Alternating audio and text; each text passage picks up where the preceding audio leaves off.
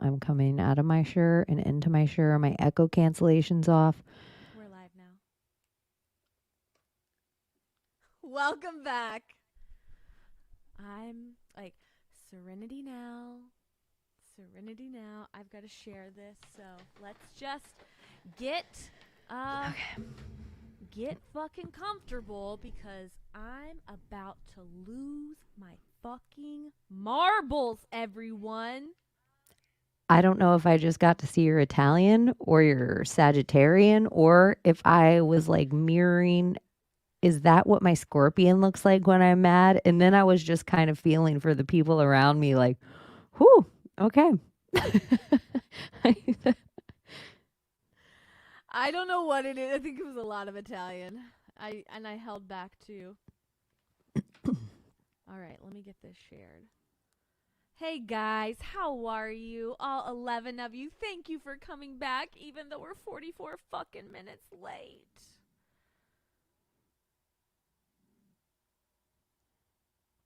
We should have just waited 3 more minutes and been 47 minutes late. Yeah. You can't make those synchronicities up, though, you know? I don't like to do that. All right, hold on. How are you, Cheney? I'm doing all right. Thank you for sticking with me through all of this anger.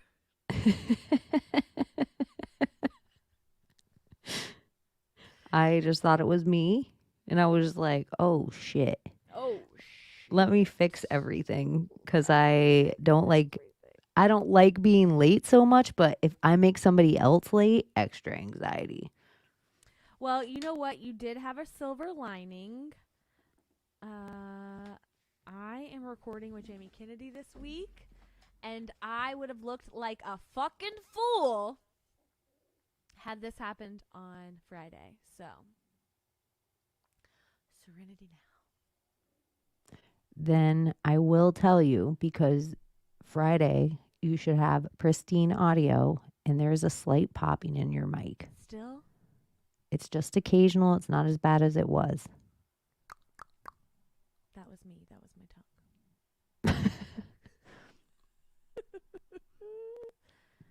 Okay. Is that a little better?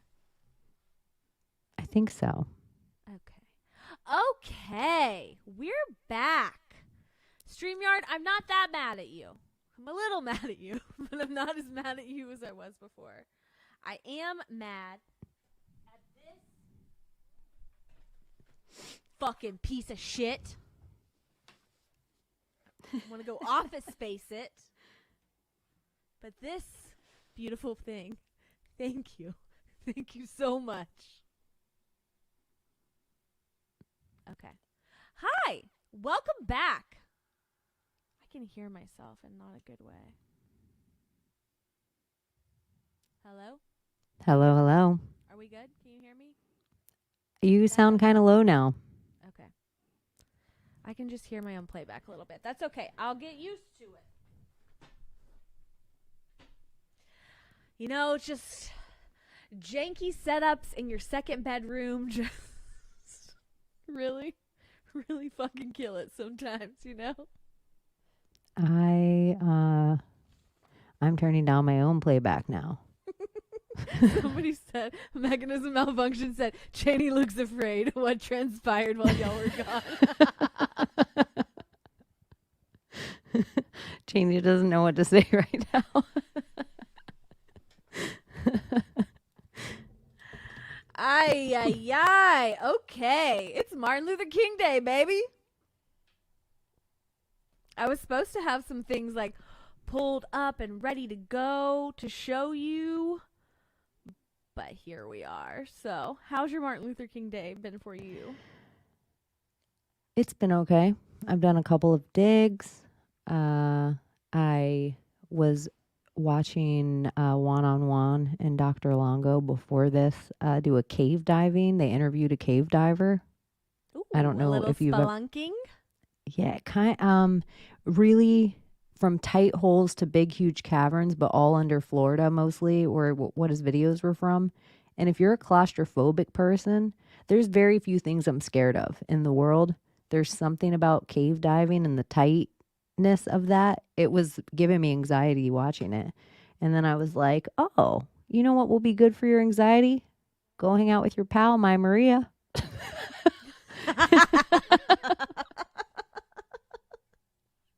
It's actually very funny that you bring up cave diving because my dad was just talking about that today.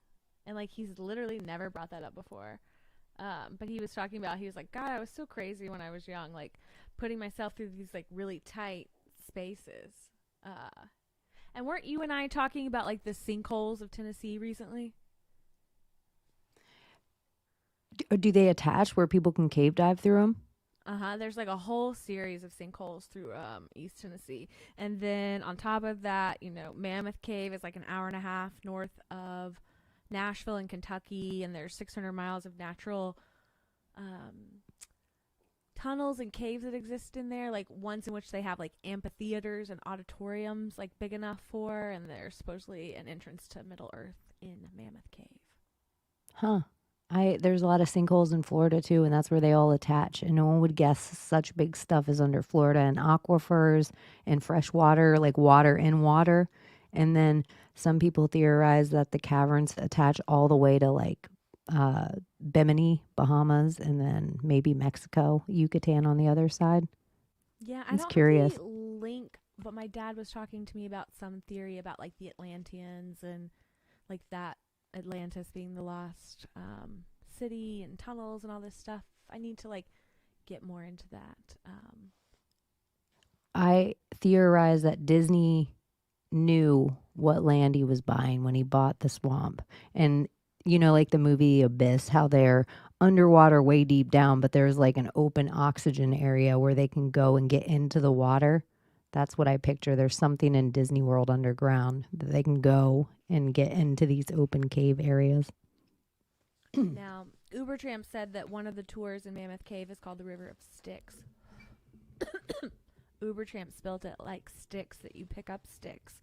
But then I would also remind you that there is the River of Styx, Styx, which is supposedly a river, one of the rivers that you would cross to Hades, and one in which I believe that, we get the term Achilles' heel from the Greek god Achilles, who was dipped into the River of Styx but for his heel, and then that's what ended up killing him. Just a little fun fact. Because everything was like bronzed but his heel or something. Everything was like fortified but his heel.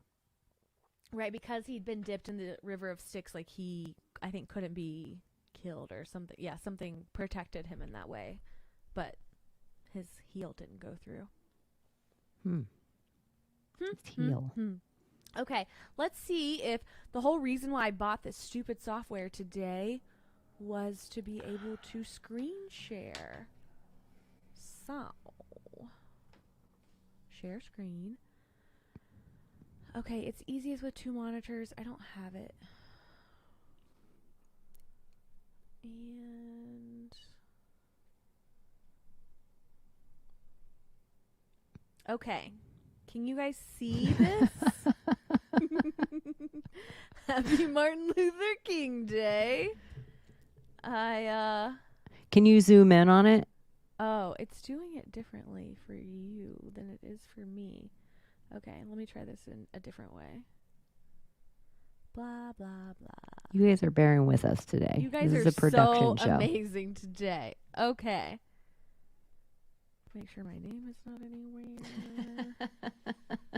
Dun, dun, dun. Okay. Come on, Maria. Okay. Can we zoom in on this? Oh, yeah. Now, did you see this over the weekend? I did. Okay, I'm going to play it over here on the left. Did you hear anything about, like, what it was or what it meant? Or, like, can you tell anybody about it?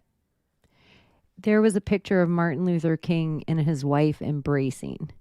And a sculptor, took part of that picture and made this huge statue.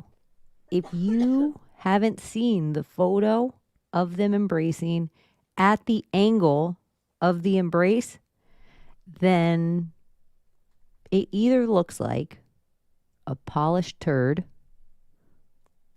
something very phallic, or hands opening up an asshole. Those are my three happy Martin Luther King Day. But if you look at the angle of the embrace with that it's taken, there's only one picture of it that I've seen where I'm like, okay, I can see this. Do you see it now? Like this is the inspiration photo. I haven't seen too many men hug their wife like that. Right? That's You how know, sisters embrace. true. True. It, and it kind of seems like you come in for like the old, oh, come on. What are you doing to me, StreamYard? Okay, I'm sorry.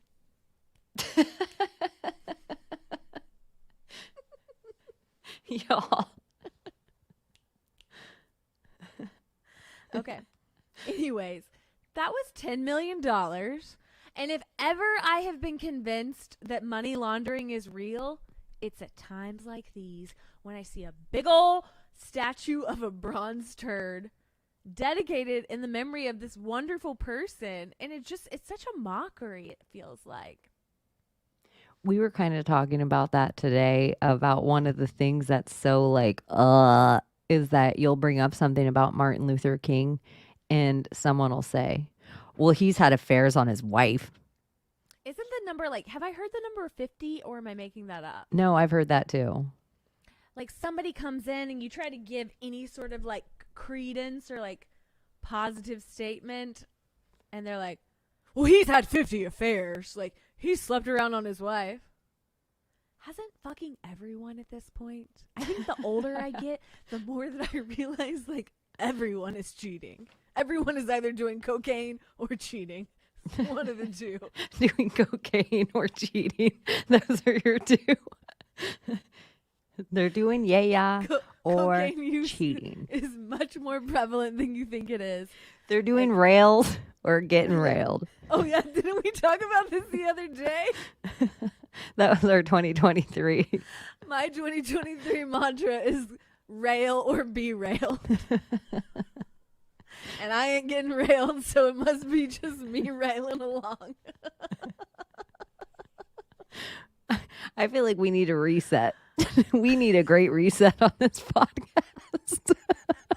Right, meow. Even you're like, I just feel like this sweatshirt. Okay, I'm such a freak. I know you're always making comments about my body dysmorphia and the way that I dress, but I love an XL sweatshirt, and this is just an L. So I'm like, whew. You're so tight in there. I like a big old sweatshirt.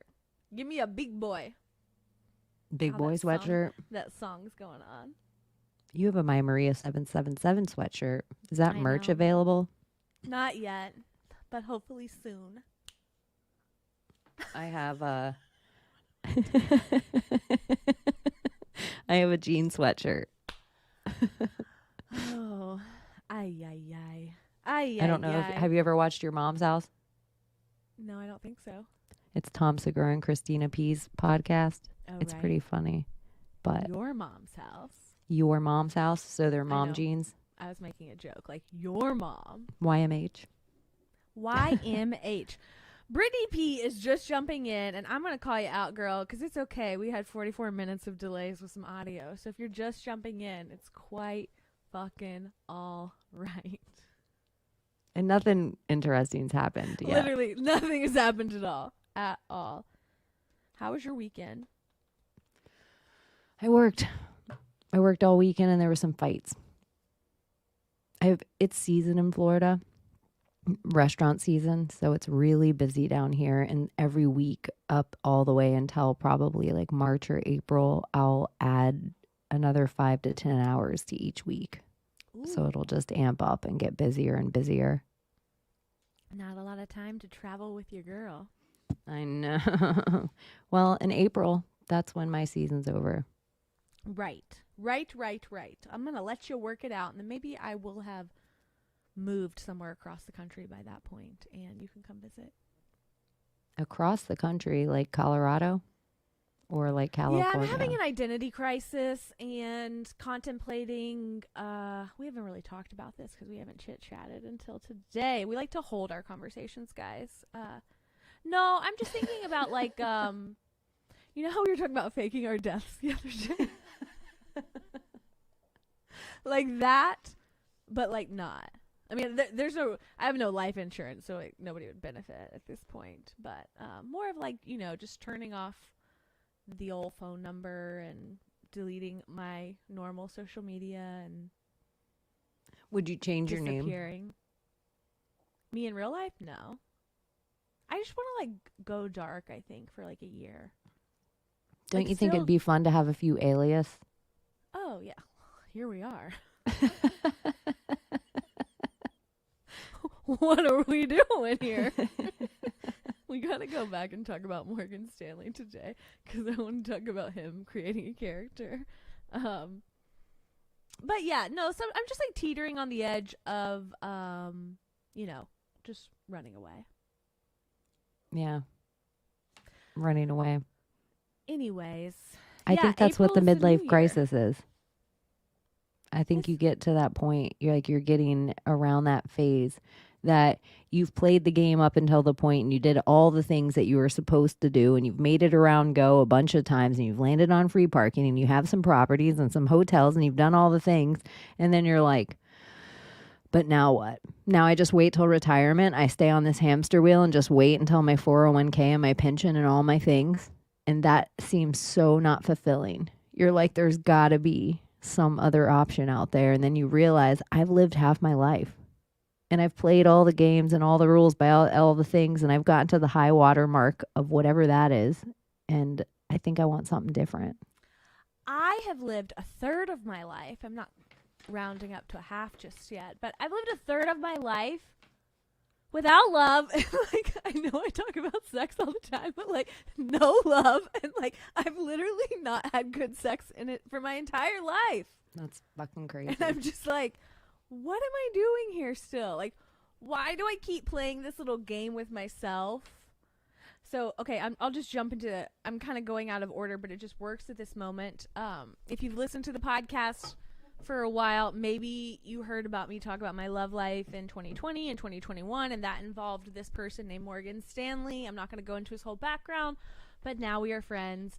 We will only ever be friends, and I am so unfortunate that I ever wasted any thought on him in any sort of romantic way. All of that to say, I am helping him out with some legal stuff, and today, in his case, we had mediation. And so Mo is so woke lately, like so into like Maria stuff, and we talk about Maria stuff here on the side, but like he never asks me like what my account name is, and lately I've just been like talking about myself in the third person as Maria in front of him. So we're having these conversations today, and I keep being like, you need to check Maria out. She talks about this shit all the time. But we were talking about dating, and he was telling me about his dating issues and how he doesn't even like taking a conservative person out anymore because of like the virtue signaling that you see on apps and stuff like that. Like, let me show you all the ways I'm a conservative in this profile. And we were just talking, and eventually he goes like, well, what, like, when you're in like the thick of all this shit and like you're in the matrix and blah blah blah, like what do you think about, like what gets you through? And he was asking for like, I was like, I don't know, I just think about, I sat there for a second and I thought about it, like joy. Like when I daydream about, like, I think you and I've talked about it before, I have these like scenes in my brain, like almost like these what's the word? Like it just, a scene plays from beginning to end. She like movie scenes, and it's not just romantic movie scenes. It's how you see a sunset, it's how you see a vacation, it's how you see a volcano, it's how you see a plane trip. In your head, every scene in your life could be a movie scene. So if it's not a movie scene, it's almost disappointing. Right. It's like you are a romantic, not even just about romance. Like you actually do have that idea. Like when you're at the thrift store, like your find would be like you would be a person in a movie that would find something at a thrift store. I treat myself like the main character all the Like you time. really do. Like you really do. Like everything in your life could be a meet cute. And like you want the meal to be something that would be in pictures or in a movie. You want the music to be something that like you set yourself up a soundtrack. You it's almost like where it's your Achilles heel in a way, where it's like one of the best things about you, but the projection of how you see that things could be Or is how I see that things like should be. yeah. But all I could like he was asking for something so specific, and I was just like, Mo, like I'm just looking for joy. And like joy to me, like, and I went through my whole spiel with him of like, I could be alone. I know I should be alone, like blah, blah, blah, blah. But I just want to do this with somebody fun and wild and crazy. I don't know. How did we get here? I was supposed to bring this full circle with why he brought this up with me today. Because Mo doesn't listen to Maria, but Mo was having great ideas about because he's getting woke Oh, and he's now I like remember. Because I want to run away because I don't have any joy. There's literally no joy in Nashville for me. I have no friends here. I go home to Knoxville to see my friend, or I talk to you incessantly, which isn't a bad thing, but it's just because we can't be in the same place. And I love the music here and I love Tennessee, but like I don't know, like if I don't do this now, am I ever going to do it? I don't know. I always had a philosophy that you have like your friends, you have your love life, you have your job, and then you have the actual place that you live. And your friends, family, that's one thing. Friends, family, job, place that you live, love life. If none of the four things or even half the things aren't fulfilling, you're allowed to move. But like I've literally never even thought. Like I've basically lived in all of these major cities in Tennessee, but nowhere else. And it never pops up as like an option, even though everything is an option. But like life is so fucking 3D. And I was like talking about this with my dad a little bit on Sunday, and I could see his face just being like, well, why don't we get you a slower job in Knoxville? Maybe you could work for UT. And I get it. And then I was like talking about like starting a practice and somewhere else. I'm like, what if I took all the time I'm going to donate to something like that and just donate it to this? I don't know. I'm on the like precipice. And I'm like teetering on the edge of chaos. But the chaos feels good, I guess. I don't know. Yeah, it's like your 10,000 hours of everything isn't just law. That's just Right. one of the things that you do. I don't want to be that person forever. No, and that's just being able to always read a contract perfectly won't ever not suit you. You know, like being able to have that kind of advice in your back pocket won't ever not suit you. To not have to pay a business manager to read over your contracts in life, that's a big deal. That's So, when my lease is up. 4/7, I don't know the exact date, but it's April. April 7th. So, you know, if you want to head west, let me know. Colorado. I have family in Colorado. Maybe I like Montana. it out there. You know? Montana might be too cold for me. Okay. Colorado I like has the sunshine. more Republican state just for the tax purposes. But we would remain residents in Tennessee. And we don't pay taxes, so what the fuck? It snows in Montana in like May. True. True. I was just thinking about literally finding something in the middle of nowhere. Before the whole lockdown of it all, I was like in that on the rails of like, okay, I'm going to get property and then this is the next thing. And that since it's all happened, I don't want roots anywhere. I don't want it. I know everybody's like prep and prepare and this and that and the other. And I've been around enough big cities to know if desperation really strikes and somebody wants your tomato plants, they're going to come get your tomato plants. So I don't live in the reality of like whatever the doomsday is of internment camps. I feel like that bridge Oh, or that's silly. That's never going to happen, in like my that ship has opinion. sailed. We'd be in camp. Yeah, I'm like, or like I there's mean, we that's already fucking are in camp, we're though. in You camp. We're know? locking ourselves in our cell every night. And so part of me, I just am like, I think I'm going to get a big, dreamy tour bus instead of a house, a You know, I big, got dreamy that tour bus, bus. baby. I know. I'm like a rock star's tour bus. And Right. then I'm just going to follow the season. I know how to do so many skills. I don't have to work all year. And maybe I'll chef private parties. Maybe I'll work some concerts. Maybe I'll weld.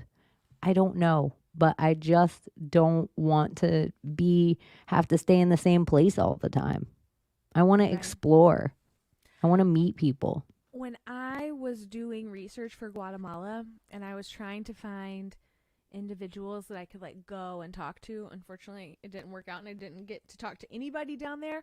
But one of the people that I watched this video on was this kind of like guru that's no longer there. And like in his video, somebody was like, well, you're living here now, and how long do you anticipate living here? And where will you be here forever? And he was just like I have the entire world, and like yes, I have to be like a citizen of somewhere, and yes, I came from somewhere, but like why wouldn't I want to live?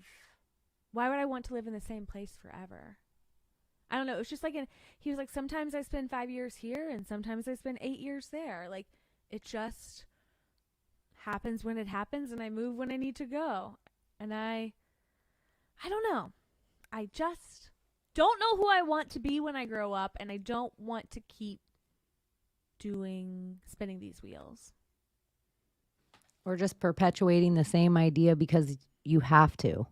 Uh, I feel like I read a crazy statistic once, and statistics, who knows how real they are, you know.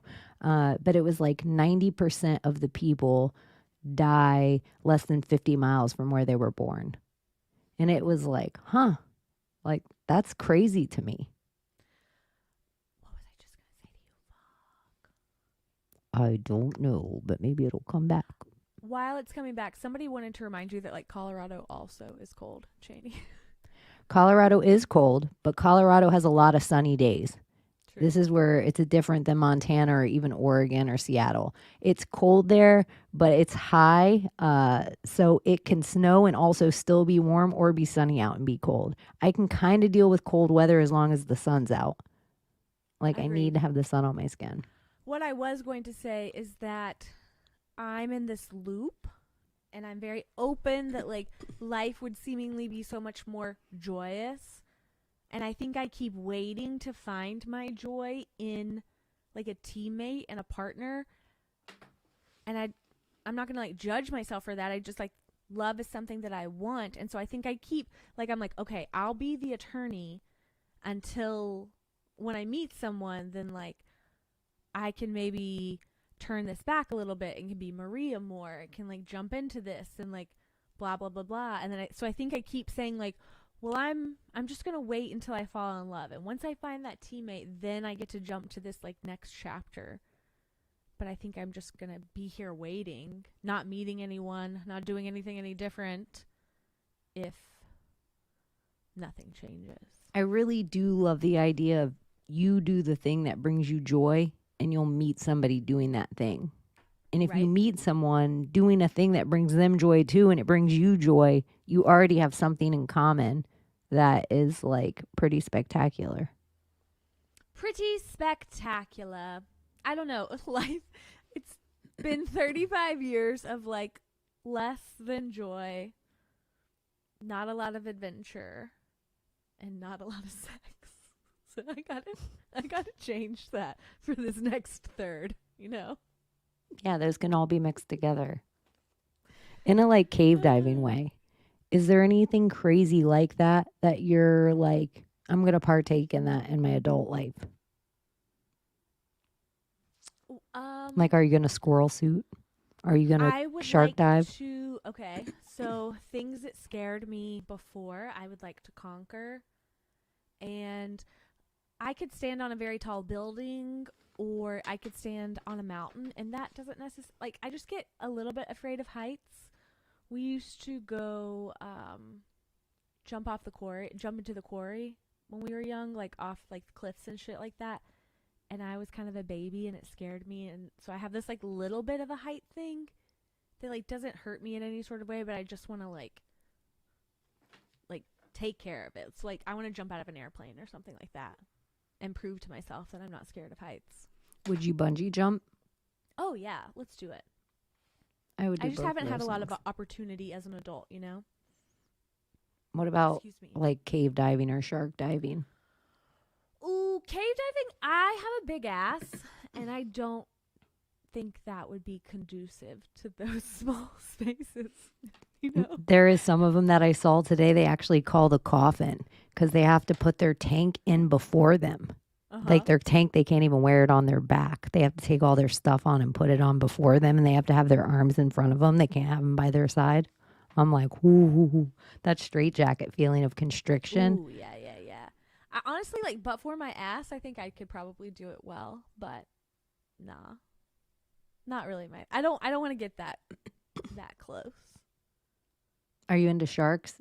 Shark dive? Sure, Yeah, that doesn't scare you at all. Big beast. I'm one of those like psychopaths that thinks that like if I encountered a bear on the trail, that like You'll it just be wouldn't like, do anything to me, and you you'll be know, or like, if I saw a shark, it would be like, you're magic. I yeah, see like it. it would feel me. You know, I have an animal thing. It would know that I've got good juju. I just feel like I can talk to animals sometimes. Me and the deer, you know? Me and the deer are kindred. Speaking of animals, you and I were chatting about it on the phone a little bit, but talking about the sharks reminded me of the killer whale that washed up on the Flagler Beach in Florida. And it's really weird because orca whales don't exist in Florida. And so I don't know. I think they're doing I don't know what a whale autopsy is called. A whale topsy. Watopsy? Yeah. They're doing something to figure out why it died. But my boss was theorizing that maybe the SpaceX sonic boom blew an inner ear thing with these animals. And I was like, oh, I wonder if there is something to that. I wonder if marine mammals have a problem with sonic booms. Not even just like killing their eardrum. I think just vibration, sonic boom, just like killing them. You know, not just like an eardrum type thing.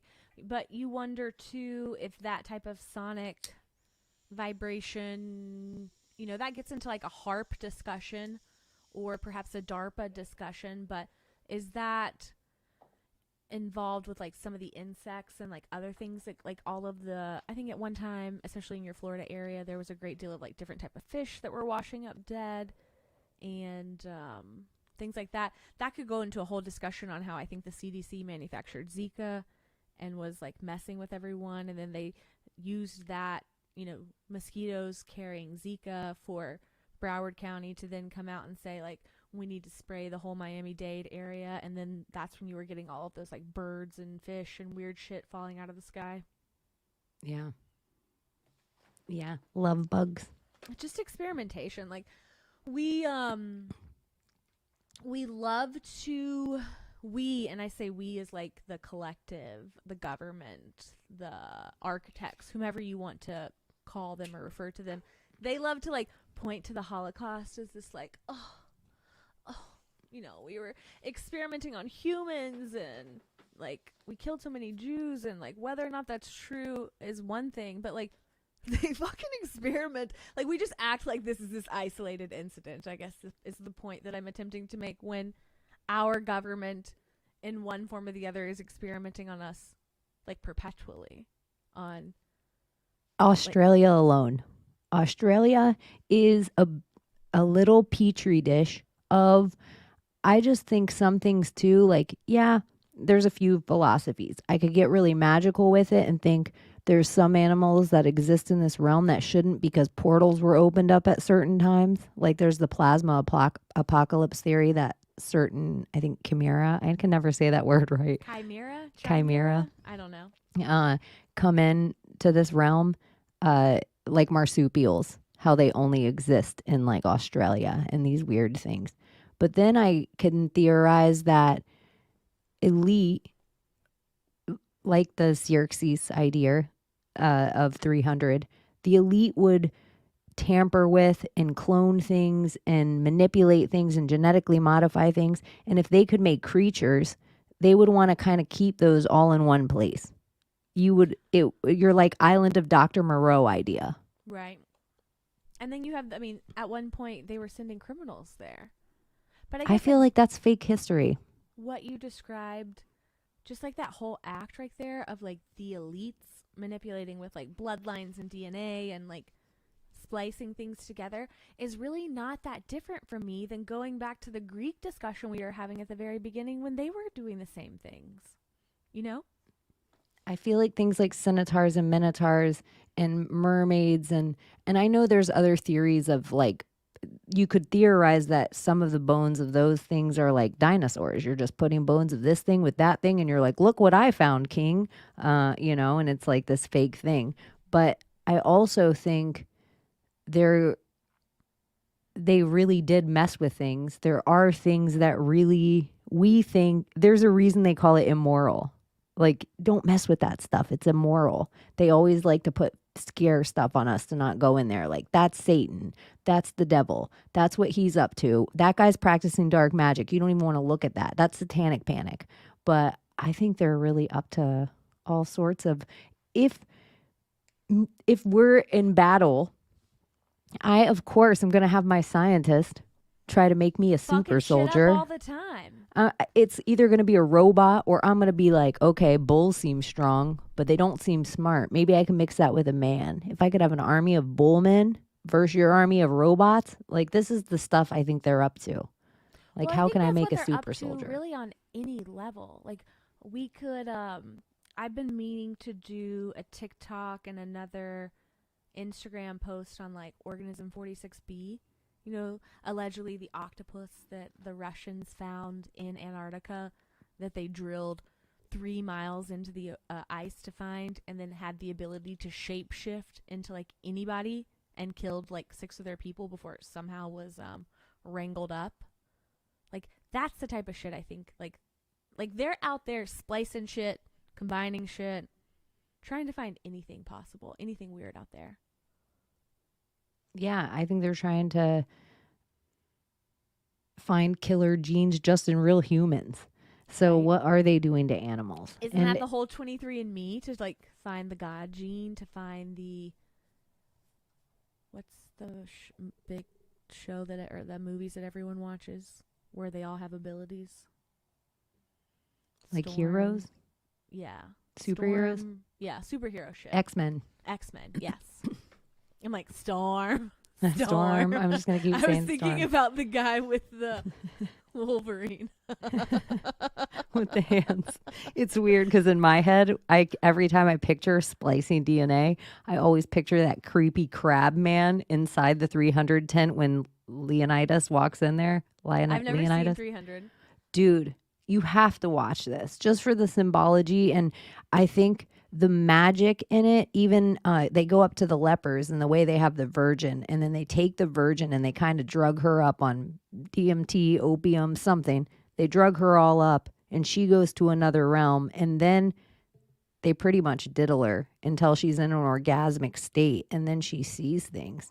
It's like and that's just one part. Even the like pits and thinking of like this whole kind of army taking over and how certain of these sects like they felt like, oh, I'm blessed to be a super soldier, like, and then I don't know, there's so many levels of weirdness in that movie that are more than just, and just the fact that it came out and they're like, here's historical stuff, this is history. What? I don't I'll know. have to watch it now. It's a weird one and it's shot kind of cool. There's a lot of Sometimes I hot wish bodies. I wish I could take like a month off and just watch movies, you know? I think, and I could be wrong too, the best villain maybe of all time. It's arguably, she's top three. And this is why I can't ever say the name Xerxes. I don't even know if that's right now. Xerxes? Xer- Xerxes is Xerxes? because of Cersei Cersei? Lannister. Uh-huh. She's the wife in 300. And I just think she Ah, is okay. such a killer villain. Mhm. They didn't kill her appropriately. Villains that are that good deserve a romantic death. I actually, I have not read those books, but I was on Game of Thrones TikTok and was hearing about how truly mad Cersei was in the books. Like at one point, she thinks that like she can hear things like in the walls, and she like it's just crazy stuff. She's like truly the Mad Queen, not so much Danny as they portray her to be. Did you watch Okay, the TV show Heroes? I did not. Oh. The first season was so good, and then they Mm-hmm. got they got too messy with it. But the concept of it originally in the first season, it's Mm-hmm. like one of those shows where it's save the cheerleader, save the world. Ah, save the cheerleader, save the world. Okay. What should we talk about? Tell me your thoughts on Lisa Marie's death. I actually was kind of sad when I heard it, and I know it's the whole Church of Hollywood.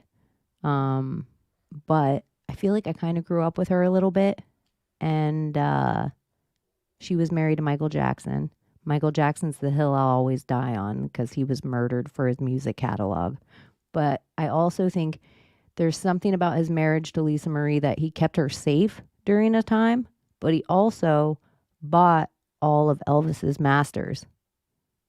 And so his mother ends up selling those masters for cents on the dollar after they turn him into a pedophile and, disparage his whole name. But that was just the Michael Jackson catalog. He has Elvis and the Beatles. But if you look up him, all the Wade Robson, the Britney Spears stuff. So it all links back. So anytime I hear Lisa Marie, she always links in my head immediately. Michael Jackson, Nicolas Cage. Those are two strange Hollywood uh, marriages. I don't know if my Maria just accidentally knocked herself out of the room. So if I'm on alone, maybe I'll just talk about Michael Jackson. Hi again. Serenity now. Serenity now. Okay. Continue. And I was like, I don't know if I'm here or if I'm gone. Should I just keep talking about Michael Jackson? Oh But man. Thank you to the podcast gods tonight. Truly, we were meant to get something out there. I Kind of went do in with some nefarious thoughts, you know? Am I I getting do like that punished? you posted, because we're all in this ritual of them dying on certain days and everything going on. I do like that you were like, hey, she's from a long line of heart problems and opioid addiction. Like, this wouldn't be an odd thing. It used to be sometimes people just died, from other things other than, you know. Like there's no such thing as a coincidence, but I don't know. I came out when she died cuz I just know, and like that's what I don't like about the community, and it kind of irritates me sometimes, and that's why you don't see me post on some very popular things because it has been posted so much and everyone kind of takes one spin on it, and I'm not here to say like what's real and what isn't. And my whole vibe here is that we're supposed to evaluate things from every level of the psyop. So my little post on Lisa Marie said, hey guys, I know what we're all going to think because she's fucking 54, but we need to like, while the jib jab does exist, it's not like the more we allow it to be the only thing we talk about, like the greater the divide is between like the purebloods and the muggles, and like that just is the same part of like the two-party system that they're always attempting to perpetuate, in my opinion. Well, this is where I would take even a different stance than just that, and why it's important that we don't just blame everything on that. Is because How many other your children have 70 different needles that you're sticking inside of them. Then you're just blaming it all on this one so you can feel good about yourself that they needed polio and rubella and mumps and you needed an adult shingles and you needed 4 flu vaccines when I would say all of those are just as poisonous because the cause is always in their cures. So the more we allow that thing to be the root of everything, then it's also will become the Lee Harvey Oswald of all the cancer they've caused, all the our food that's been sprayed, all of our animals that have been poisoned, all of our waterways. Like the more we allow this just to become the one villain, everything else gets stopped. No one looks into it. Everyone only knows mRNA. And that's the only thing they know. When I would argue, know everything before that's dangerous. Everything. So, yeah, it can't be the only thing. The jab to me almost feels as though it's like the remote control, like in the synthetic mRNA of it all. Like if you do have the ability to like manipulate an individual's DNA in some way, then like the jab is just a catalyst to whatever way they want to manipulate that data or that DNA. So I don't know that like it's just a catalyst for me. Like it's going to accelerate issues like pre-existing conditions, and I think it'll, it seems to be a heart thing. But at the end of the day, like didn't everyone have a lot of those people that are already dying had heart issues? So I don't know. It's not this like the zing, like oh it's gotta be the zing, and like you said, then you're going to stop looking at all the other stuff they're doing. Like, it just came out, like, we've known this. Like, don't eat Oreos because they're made from fucking Monsanto fields. But I think Cheerios came out with something over the last week that was talking about the weed killer content in a bowl of Cheerios. Or Red 40, or the whole entire Hershey's family, or the whole entire Nestle's family, or Nestle's water, or Zephyr Hills water, or Dasani water, or Coca-Cola, or corn syrup, or Burger King, or McDonald's, or Bill Gates meat, or all your fake vegan meat. Like, I mean, we could line up the list of poisons. Just tell me what you put in your body in the day, and I'll tell you all the other poisons besides mRNA. And not that that's not dangerous, but if that isn't your villain, because I'm not putting anything in me, you're not putting anything in you. So why are we going to keep talking about a villain that is no threat to us? Right. But look at all these other villains that are, because we're eating them and drinking them. We don't talk about microplastics. We don't talk about fluoride content and shit like that. Not anymore. We don't even, chemtrails are even just like one word of a 5G thing where like what you're saying, where I can kind of get down with that they're just injecting you with like, they're making you a stronger antenna. They're putting tinfoil on your rabbit ears to make you a stronger antenna for whatever they want to implement. Then when things like chemtrails and 5G of just turning you into a cryptocurrency counter. You know how you will get paid extra if you put this on your house. And this is this little cryptocurrency counter. That's what I think you'll become. Like a slot machine at Vegas, just running currency for them. Just running currency for them. I guess I'm going to call Bro Tip out because he just commented this in the chat. Unjabbed sperm needs a stock ticker so I can watch it. Love you. And maybe I only hear this because it's the men that continue to say it, because the women wouldn't say it. But like, y'all know you need some unjabbed eggs to scramble with that. Like we talk about the sperm all the time. We got banks and banks and banks of sperm. Right. Banks of sperm. One dude alone, we could just milk him and impregnate like a whole village. So it's obviously like a the eggs are a little harder to come by. But it begs the question. I mean, I'm tainted, if you will. I have smooched a jabbed person. I don't feel any different, but like okay, let's talk about this though a little bit. Okay. Let's just not just in the science way. Okay. There's a lot of ancient cultures that they believed everybody that you had sex with for a certain amount of time, their DNA went inside of you. And so if you got impregnated after that point, their DNA was mixed in with your future child.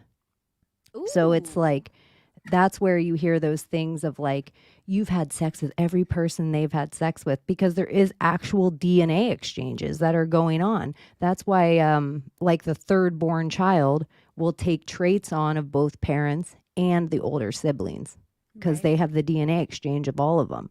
So, in a quote unquote scientific way, you could say one thing, but in a scientific way, you could say another thing and say it is really magical. So, if somebody is mixing weird shit with their DNA, if a dude's sperm recreates, like, let's say every 74 days, if he's out getting wasted every day and treating his body like shit, and his sperm's going to be dumb. The older he gets, like an 80-year-old man, that is dumb sperm compared to like a strapping guy that takes really good care of himself and is really intentional about everything. That is high grade level sperm. That's going to be a smarter child of even the one guy if you just take test subjects of him.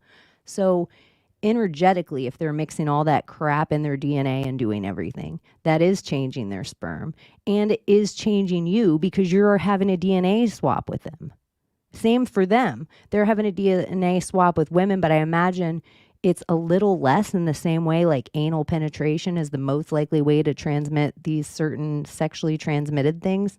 Right. Um, I think that there would be something different about phallic energy compared to insertion. Like they might not have to carry the same DNA exchange for as long. Oh, that like the receiver receives and retains, whereas the male just like Because in lets it AIDS and out. HIV, this is, I mean, horrible, but it genocided a whole male population. And of the males that are still alive, you can almost, if you see a 60-year-old gay man, you can look at that gay man and almost be positive he was a top because he wasn't getting anally penetrated. So there was less likely chance he was going to get HIV or AIDS. Right. Sorry to stop it at this moment, but I needed to say thank you for Tina Bina and her 4.99 contributed to the chat, baby. It's funny that we bring all of this up because there was a like thing on television about Philadelphia this morning, which obviously has old Tom Hanks in it, but is a compelling movie and a really like profound one in my opinion. Yeah. Denzel. Is Denzel in that? He's the lawyer, right? Maybe. Oh, Mike McNeil from One Pure Blood to Another, 2747. Thank you. You were so sweet. You did that last time too. Thank you, thank you, thank you. Pure bloods. I don't know. It just like there's no test. You know, it's not like you can like meet someone new and And like here's another thing. okay, let it out. It's so fucking bomb. Just like if I were a straight lady, or even if I'm dating a woman, but no, if I'm dating a woman too, it doesn't matter, man or woman. To me, I'm not going to be turned on by somebody who let the government inject them with something. Like there's Oh, right. something they're lacking It's a about whole something. encompassing thing. But I want to say, like, to me, I feel like I sometimes women are more subservient, that they're dictated to in a way that I would need in my straight lady. I just picture myself, I would be such a little straight lady.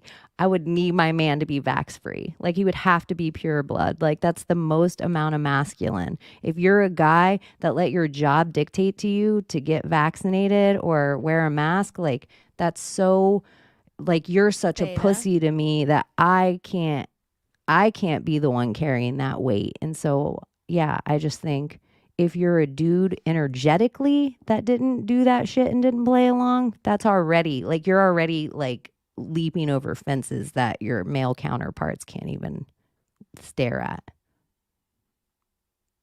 I the like Mo and I were talking about this today because he was just like, I don't like.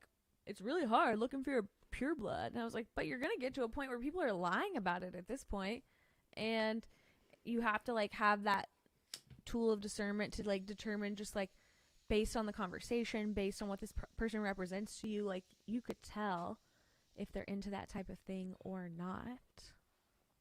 But you know, I have a lot of people in the class that have for lack of a better word, repented. And when I post shit about the jib jab, they're like, send me sometimes I post this video and it talks about fluoride and toothpaste and paradoxes, how if I believe the fluoride, like fluoride is going to do this to my pineal gland, and especially if I believe in it. But if I were to not believe in it and say this to myself and do all the things you and I talk about manifestation wise, that it would not affect me. So how does that, like, does that play into you at all? Of like let's use Mr. California for example. Mr. California was jabbed. I didn't know he was jabbed, and we had this like whirlwind 24 hours together where it like didn't even come up the first time. So before that, I had been so fucking steadfast. You know, I'm never gonna touch someone who's jabbed, and then it happened and I didn't know it. So if Mr. California came out now and was like, Cheney, this is a paradox, I don't believe that this affects me, would that mean anything to you or not? I don't think you have to believe in a voodoo doll for somebody else to make one about you and it hurt you. Right.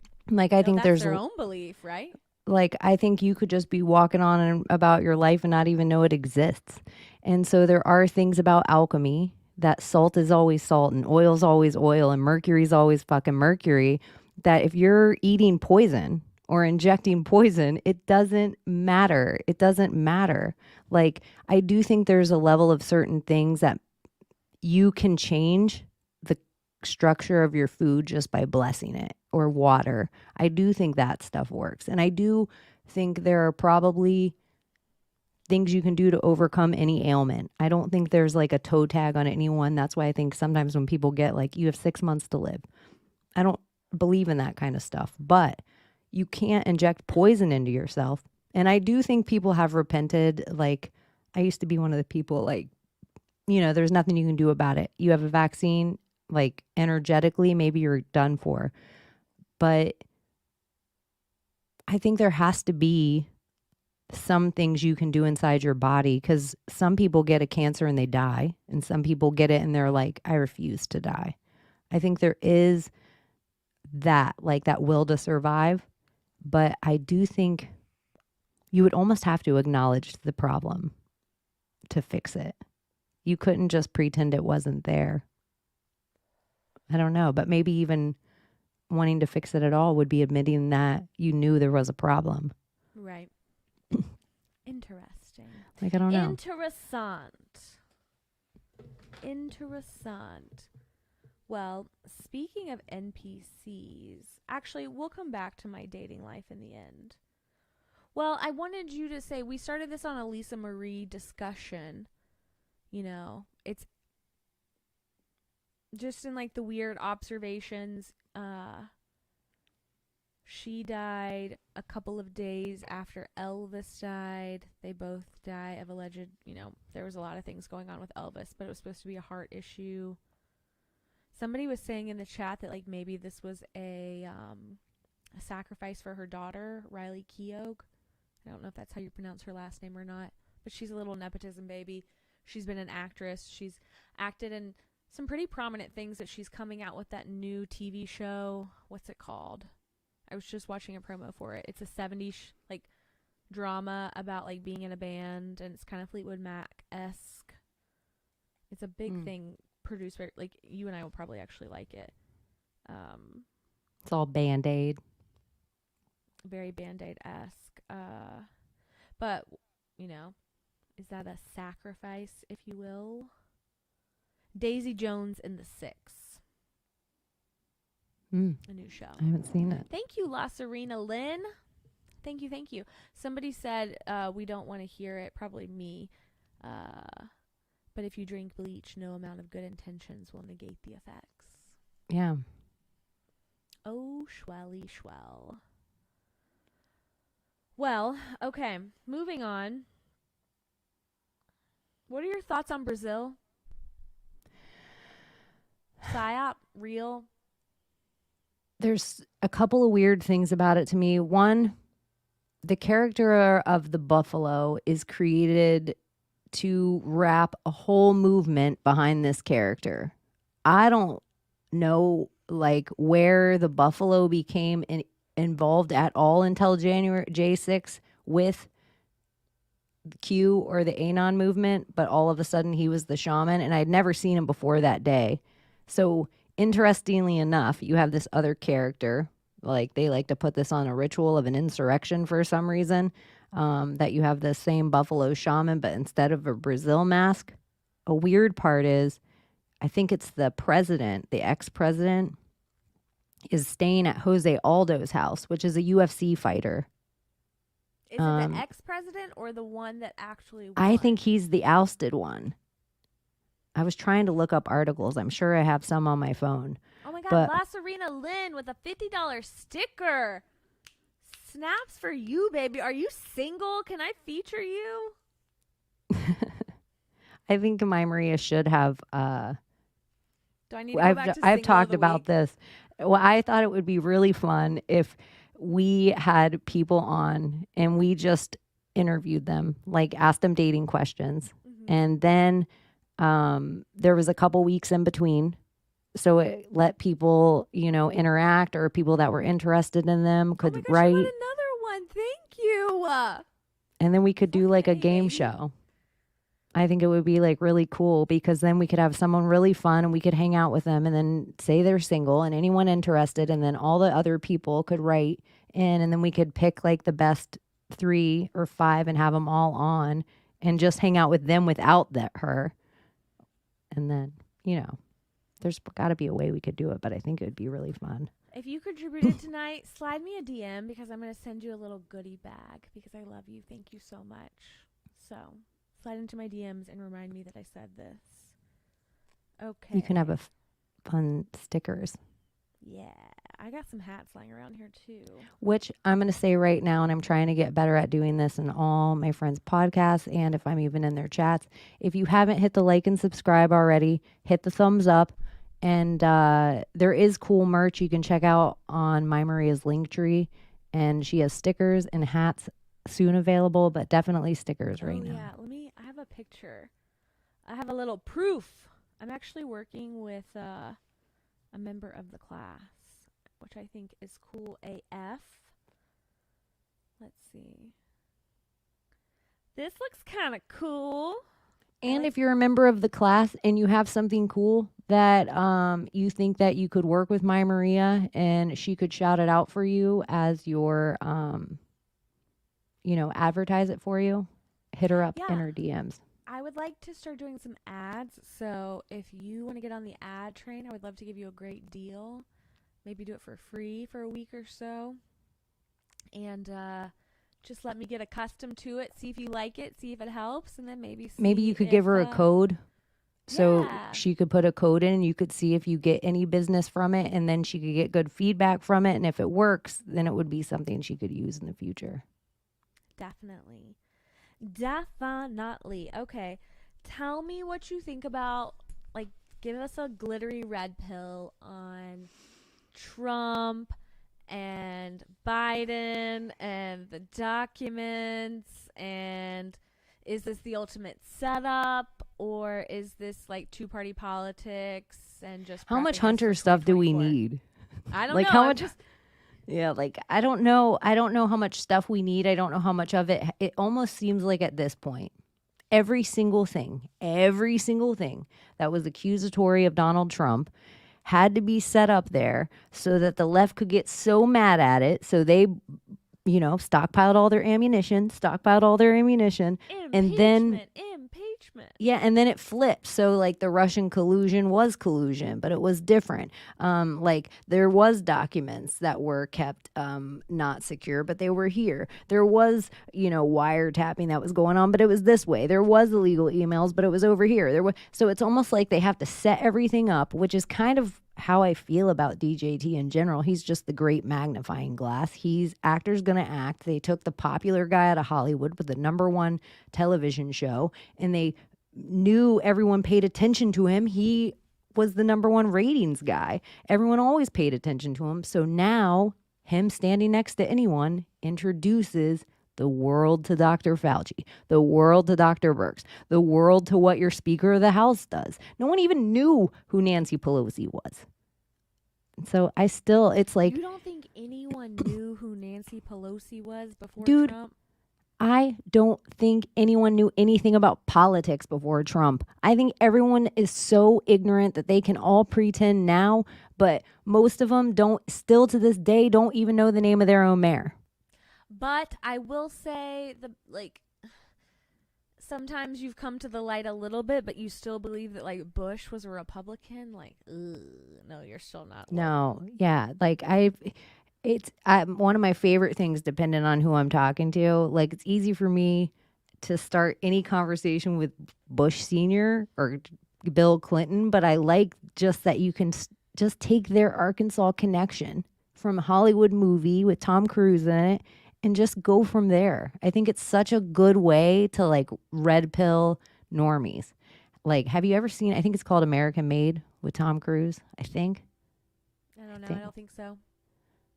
no, not that. What's the one where he runs drugs through Arkansas? People will know what I'm talking about. But I think it's just like a good bear. Is it Barry Seal? I have so many things going on in my brain. I don't know right now. I don't know. I did want to say with the Lisa Marie and the MLK that I put Memphis on the timeline today, so we're gonna see if that pops up again. Do you think that like this battle of the classified documents, though? Do you think like okay, there was a time where we thought that Trump might be Speaker of the House. Obviously, that did not occur, but we did have a great long discussion on impeachment or 25th Amendment, you know? So is this like I definitely feel like articles of impeachment have to happen now that the House has a Republican majority, albeit slim. But then at the same time, do you start articles of impeachment and then this is also the way the 25th Amendment gets wrangled in for the writers because he's going to come back with like a not an insane like a capacity defense, you know, that like he's losing capacity and that's why these things were done accidentally like this, quote unquote. I also think it's interesting, like, Trump seems to be the queen's gambit. So anytime he's like running his mouth about something, everyone's like, oh, should we do the opposite? Should we do the same? We don't know what to do. It's almost like he's a chaos agent. So what if his act in the movie is just to occasionally throw chaos and get people to like make all the papers pay attention to something? But But then that there's this isn't like the two-party loop, you know? Just throw some no, chaos and get everyone mad at each other. don't you think like the MAGA, like it's take the Democrats out of it? Don't you think the Republican Party alone seems to be two parties right now? Oh yeah, I mean, there's just like faction on faction Yeah, on. like, but that this is more so how politics should be. The more factions, like, really, a Speaker of the House, really, if it were working the way it should work, if for whatever reason the fairy tale of the way our forefathers set for it in this government, this mind control system was working the way it should take us a long time to pick a Speaker of the House. And it should really not like I like the idea that it's not one of the elected officials, you know, that it's just like some other person that's not swayed by like one way or the other. Like obviously Pelosi was minded for the blue. Was But always it going to be would, I minded for like the what you're blue. saying too. Somebody that's not minded for anyone, but actually auditory, appeasing to listen to Right? because they're the speaker for the House. It's interesting, like my brother recently, not this last weekend, but when I was there for Christmas, he was like talking about politics and telling me how he recently started watching like C-SPAN in his spare time and how interesting he thought like all of this stuff was, and like he was like, wow, I wish I wish I've been watching this for a while. And I'm, you know, we're so he thinks I know nothing. You know, if I'm to like bestow anything on him, it's like fucking has always been utterly wrong. And so I'm very casually trying to be like, well, you know, like this is based on parliamentary procedure, which is based on this, which is the foundation of what I do, and this is what I was doing back in high school, you know, when I was on Model UN, and it's finally like all these like lights went off, and I was like slightly cooler in his book, even though it made me like so uncool for the longest amount of time. But I don't. It was just interesting to see him be interested in politics and like in my heart of like when I used to love government before I took off my rose-colored glasses. I was just like, oh, You care. You know what I mean? Like, couldn't anyone care a little bit like this? I don't care about politics like I used to, but I do like, love the facade of everything. But I actually, because of the world being a stage and seeing the characters set up on the stage and what the rhetoric they're going to sell, and then the deals that are done for this amount of majority to be made, this is the interesting thing that I think everybody paying attention, this is the danger. When no one cared because everybody considered it boring, and everyone only usually considers things boring because they're not informed on them. But Or once they don't people, think it affects them in any sort of way. yeah, once they become informed and they know the key players, like how many dudes do you know that watch The Bachelor now because of but no one did it. That was a girl show forever and ever. But once you know the characters, now it's You interesting. get a little emotionally invested. Yeah. So there is part of, I like my favorite part of everything going on. That is the number one kind of thing that needs to happen, at least in our country, but probably the world, is these CIA, these FBIs, these kind of things, they need to be investigated. They need to be splintered. They need to be. And this hopefully, and it could all be rhetoric, it could all be fake, it could just be more we're watching DARPA tell us that they're going to investigate DARPA and then we're all pacified by it. This could all be what's happening, but I do think they need to be investigated. And on Martin Luther King Day should be a day that if we can't talk about the FBI being investigated for killing somebody that's talking ideas that need to be shared, what what are we doing? They still haven't been investigated for that. We still don't have But everything what's the unredacted. remedy? What do we need them for? What Right, do we so, like, need do them we for? revoke the charter?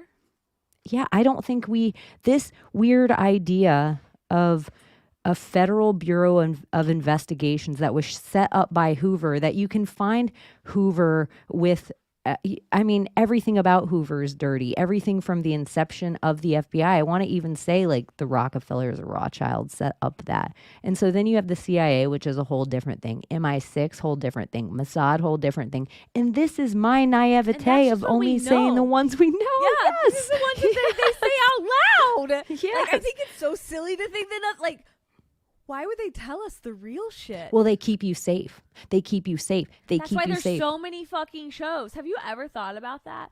How many shows glorify these things? Glorify the behavioral unit. And, I mean, look at me fucking watching Homeland. When I watched season 1 of Homeland, I was so obsessed. I literally thought about applying to be a clandestine, like, analyst.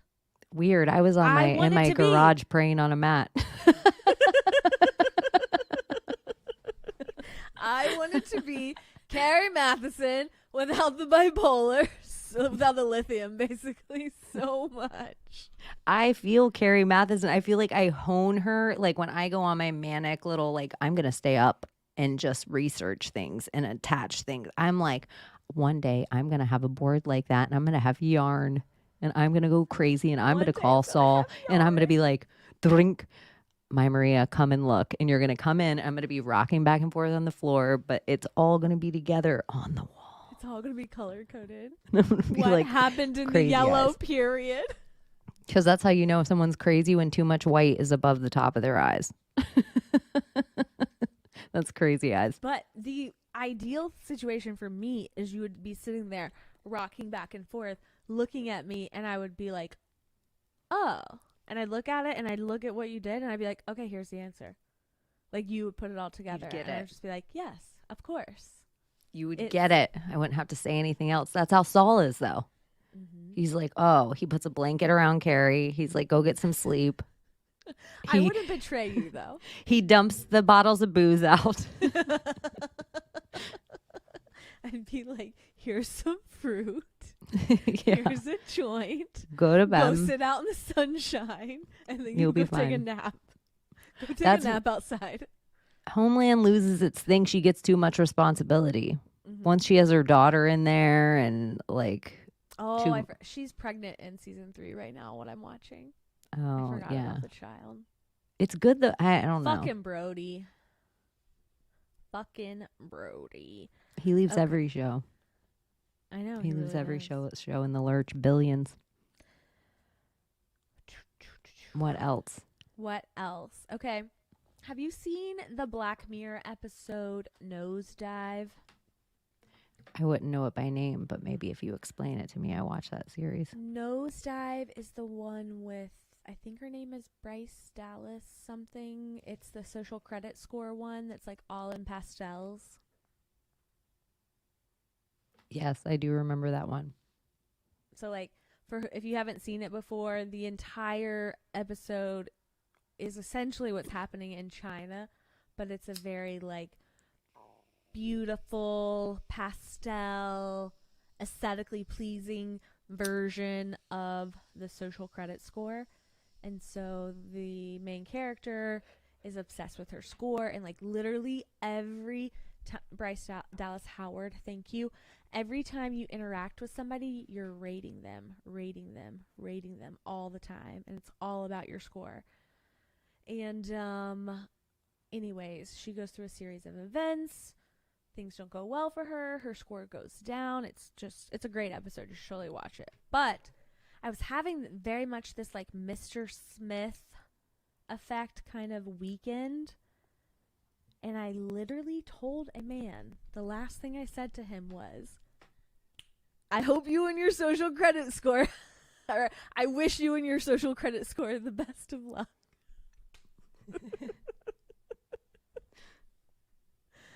Oh man. So I've already told you this story, but I'm going to tell you again. I know you have to fill them in. Because not everybody watches my little lives. Probably everyone that's in here right now, but sorry, you're going to hear it again. To make a very long story short, I've really got to start just like listening to my instincts from the beginning. And I'm always sitting here touting myself saying like, I have this theory that like within the first 5 minutes of meeting someone, like I can tell you if it's ever going to work. And I do know that. And I do feel that way. But I tried to get a little set up by some neighborhood friends and hung out with somebody before Christmas a little bit and was going to see them this weekend at like 2 neighborhood events. I just grew up in this like very fucking cool place that like people of all ages get together all the time. And I should have known. I should have taken, I'm not going to go through every detail like I did again. But at the end of it, and all the time, he like tries to hang out with me 3 times in a row in the 5 minutes preceding. And then when I finally ask him, like, I don't even think you really like me, he goes, you know, you're just the little social darling of this neighborhood and country club. And it's not even worth me putting the effort into it. Because if I go all in and it doesn't work out, then I'm going to be blacklisted from these people in this neighborhood and this country club. And nobody's going to want to hang out with me because everyone loves you. And it's just not like we're just better off as friends. And I felt like I was Bryce Dallas Howard in Nosedive. But it was just like such a Mr. Smith effect. I don't know. Men are just so disappointing. Is it weird that we're in this place still that like you might not have the right job, or you might have the right people or the wrong people, or it's like in a world of internet dating, you meet somebody in real life and you know too many of the same people. Like it's like the opposite. Whereas before you'd want that in the world. Like if we were growing up in an older time, if you guys know all the same people, that's a good thing. But now it's almost like, you're from too many of the It's like same too place. close. Yeah. Like back in the day, it almost would like that was really your only option because you kind of would have grown up in a town and everybody would have known each other. And you would have been in like, you wouldn't have ventured too far from your neighborhood back in the day. But yeah, I just feel like I have that's why part of me is like I gotta get out of here because I think I'm putting out this like radiating positive vibe. I'm on the highest timeline, you know. She just knocked herself off live again. But I'll tell you guys if she doesn't get back, she doesn't fit in Nashville. Like Nashville, and no offense to anyone from Nashville or that hangs in Nashville, it's a it's like kind of a manufactured town. Oh, you're back again. Fuck this thing. I talked shit about you while you were gone. I'm talking shit at. It's whatever. It's whatever. I'm over this stream. I'm over the boys. I'm just ready for that good juju we keep putting out into the world, you know? Yeah. But I will fill you in. And I've told you this before, I just think Nashville lacks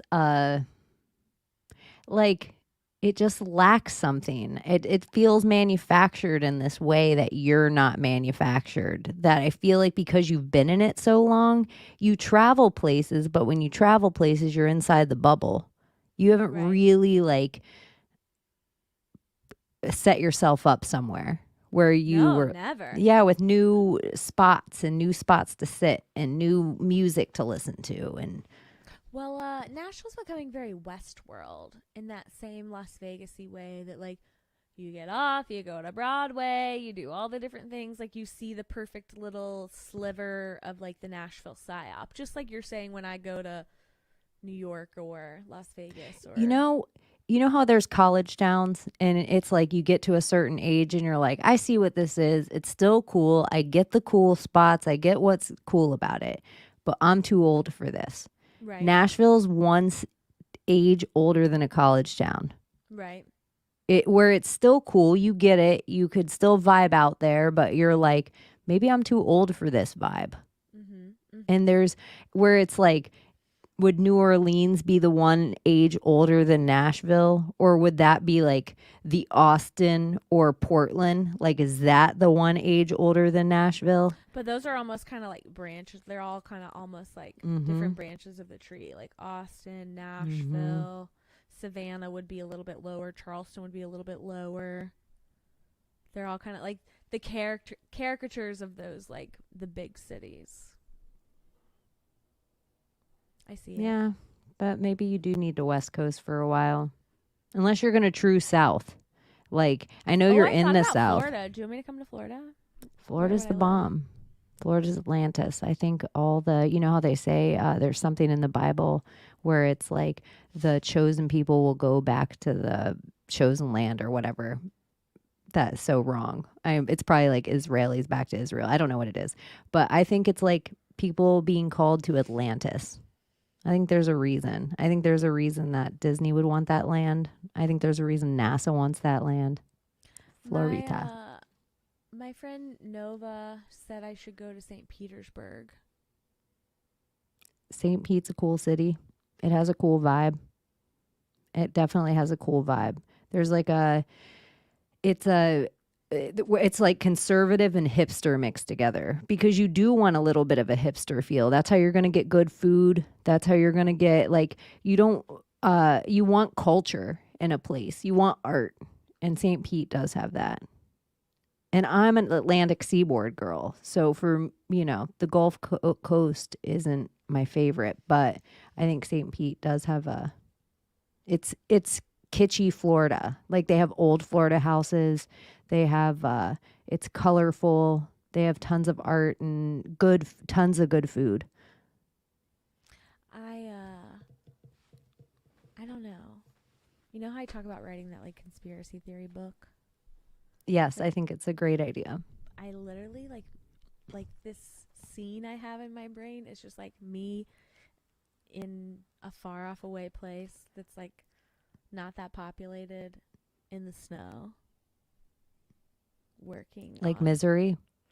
Yeah. Why do I want to do that though? I don't need to do that. I wrote a book once and I fantasize about doing it again. And to really do it, you have to sign up for it every day. And it was one of the most disciplined things I've ever done in my life to show up for myself every day and sit down and have my drink and my computer, and then it was work time.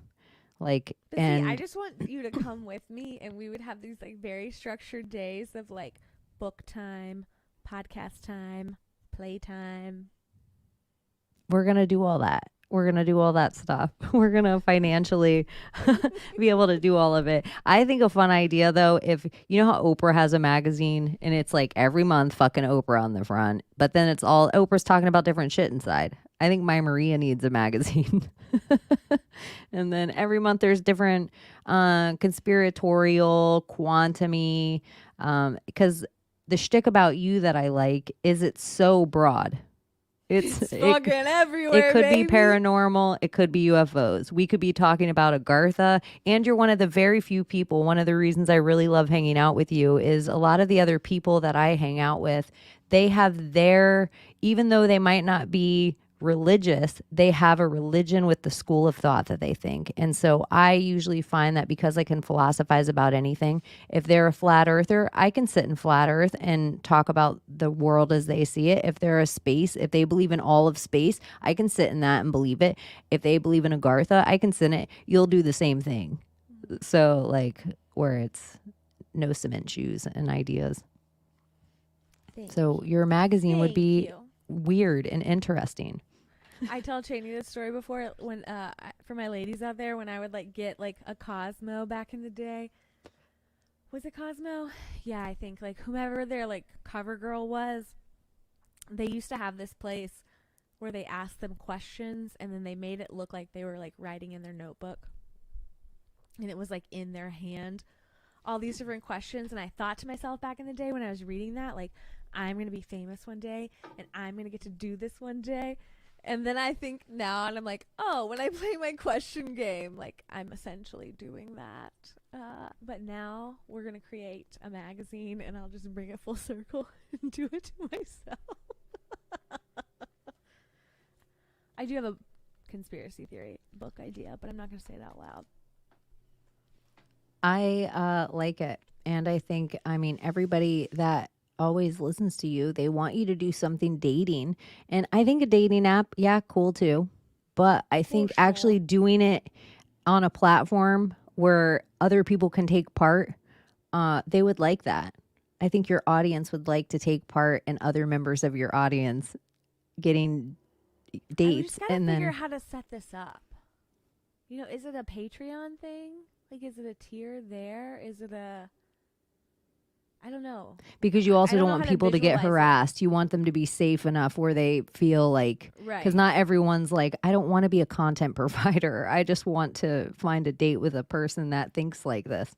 Right.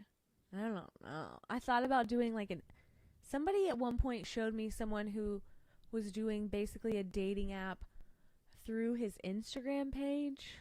And it was like a private page. I didn't request, so I don't know exactly how it worked. But it was just like all through that page. So then I wondered, was he like doing a post about certain people? You know what I mean?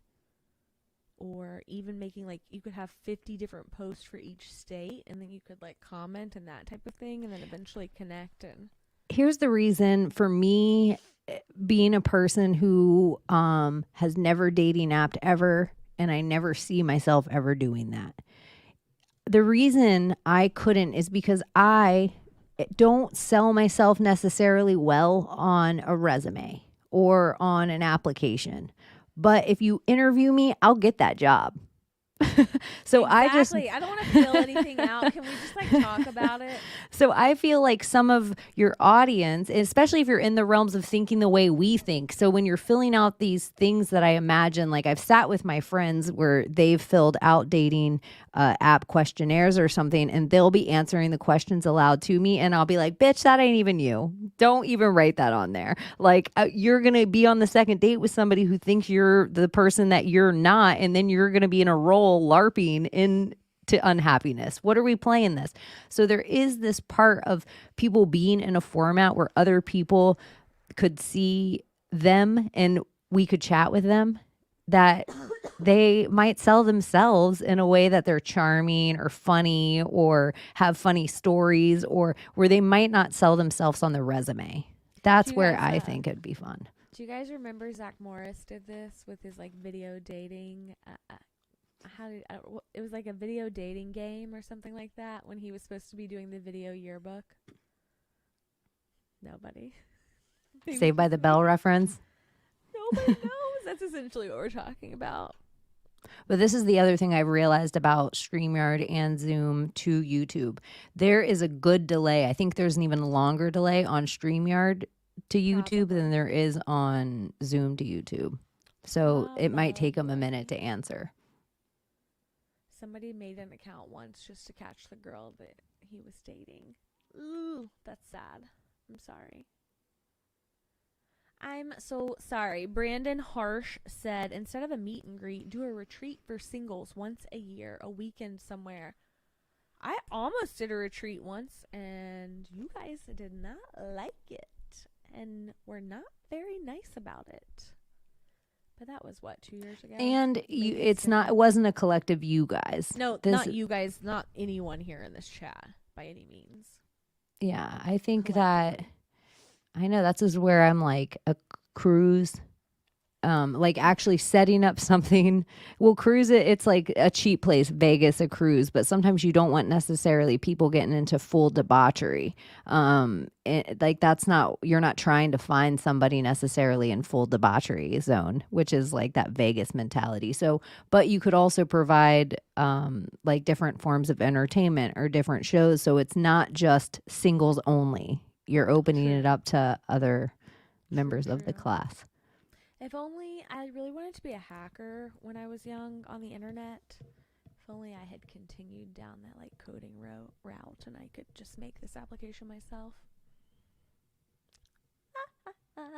Delegation. It's a good key to Delegation. success. Well, I've got to quit my job, move across the country, get settled in, monetize Maria, make more money than I'm making now, and have be able to delegate it thereafter. I think you're actually doing way okay. You the same way you have body dysmorphia, you have bank dysmorphia. And so I think you're doing fine, and you probably would need a lot less to get by on than you think that you need, and you probably would find happiness somewhere in between that. But it's your security right now, and it's such a huge lump of security uh, that it's it seems like it's too much to even think about replacing. Mm-hmm. Like I Definitely. understand that too. Like where you're like, I can't change this all overnight. I at least have to have a couple of ducks in a row. Right. Right, right, right. Oh, little duckies all in a row. I don't know. Here's to doing what we want and maybe changing the scene. Yeah, as above, so below. Okay. Yeah. Well, it's like if you change, like the world's changing too. That's how I always Right. think. Like I'm always like sometimes what it is that I'm doing right now in life isn't necessarily the thing I want to be doing, but I feel like as long as I'm putting out energy forward and really doing it with intentions of doing it my best, even if it's not my dream, I feel like the dream falls in my hands. And every time it seems to happen like that, like I have some stupid job that I'm like, I don't know why I'm here. Why didn't I take this other position that would have been more lucrative? And then it's like everything falls in line that I'm like, holy shit, I have my dream job right now. How did I fall into this? I don't even have any um it's weird to be in a job to respect it so much because I've worked under so many amazing people that have the education in it to know I haven't worked under any people that haven't been to school for it that are so good at it, chefs. Mm-hmm. To fall into a position that nobody gets to be in my position without this amount of school. Like I should have a resume, a chef resume, to have my position, but my But you're a 10,000 hours. bomb. But this is where you too of like my 10,000 hours in life, all my other things I'm an expert in weren't this.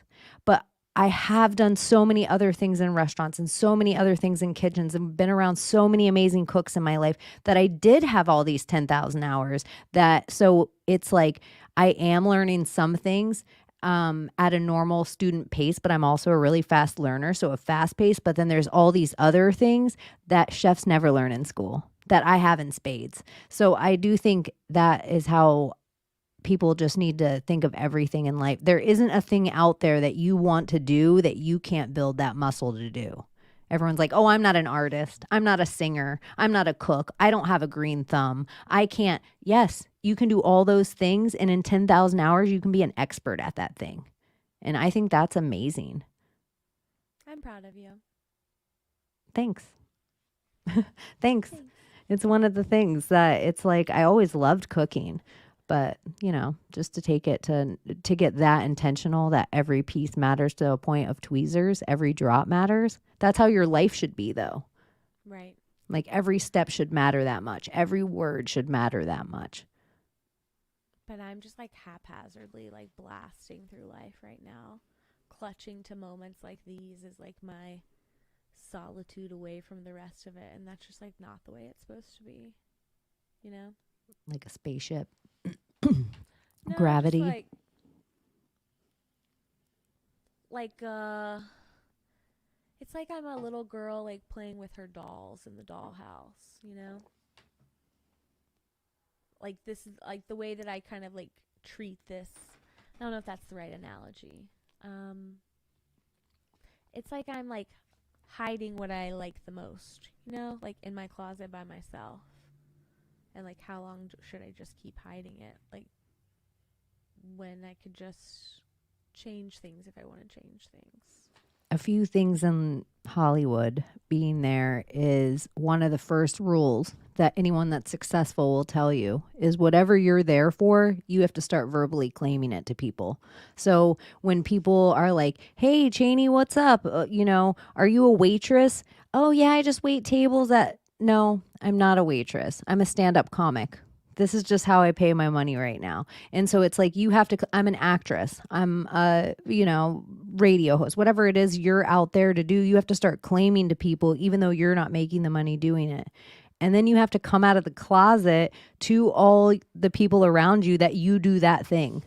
Like you have to start telling them, I do this thing.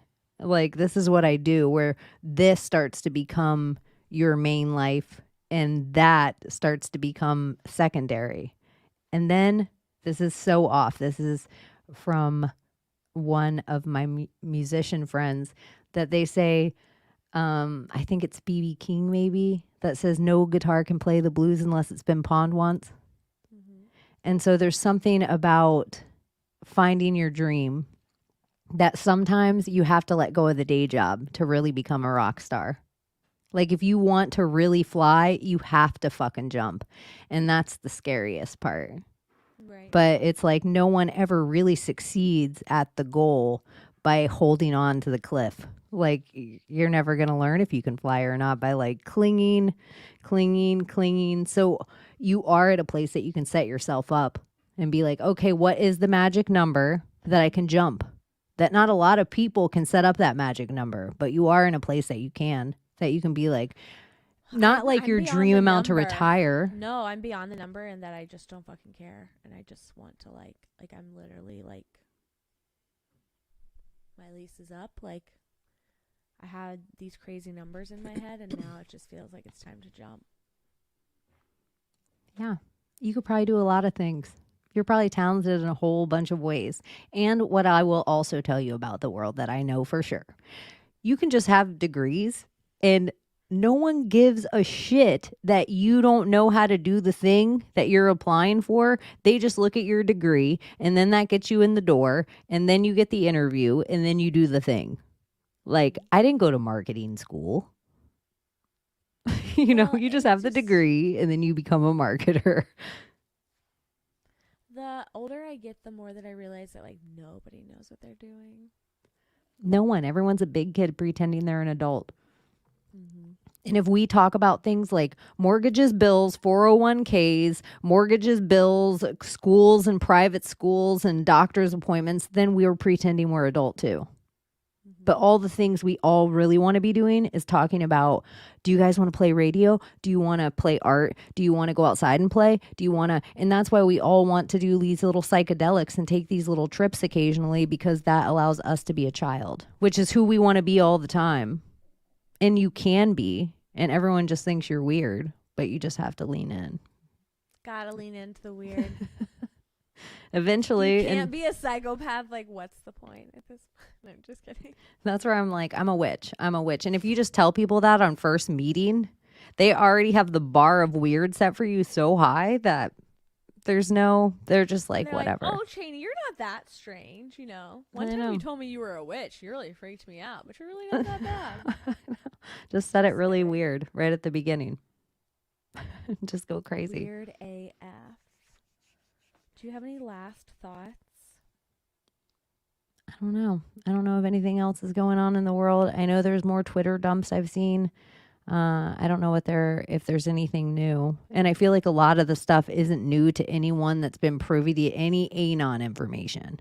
It just seems like, yeah, we already knew this was happening. Yeah, no, this isn't new information, but I got to think it's new to some people. Did you see that post on the anti-impairment technology? No. So I learned something new for the first time this week, or this weekend, I should say, that Biden signed that $1 trillion like infrastructure plan sometime last year in the fall. And it included language that states that all new vehicles, I'm not sure exactly what year, I think maybe 2026, and the plan has to be done by 2024 maybe, but all new vehicles are going to be required to have technology in it that can detect whether or not you are impaired.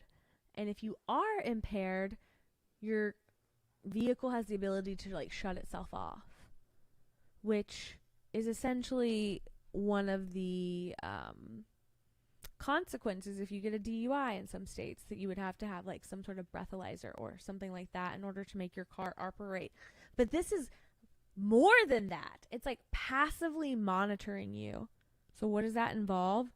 Like, and people don't even realize this at this point, like the technology that exists, that like if you were to fall asleep in your car, it like the cars that can detect whether or not you fall asleep is because they have cameras that are watching you at all times, and the AI is detecting if something is off.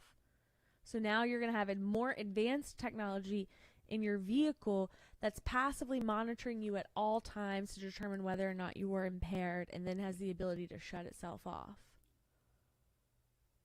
It's so interesting because it's making me think, like, what if my blood sugar is screwy? What if I get a little nauseous? What if, like, because if your pupils ping about anything, so what about if a blue light shines too quick in my eyes? Like, I don't know. There's so many levels of, I'm a person that, it makes me infuriated, the amount of insurances that we have to have. It makes me crazy that I have to have license plates on my car and get a sticker for the license plate every year. And after my car's already paid for, it makes me nuts that a 12-year-old can't drive, but an 82-year-old can.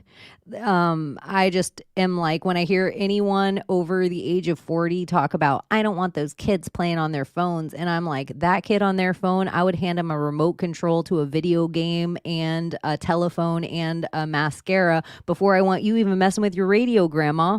Like, the hand-eye coordination on that kid is like 10 times that. So there is just this levels of,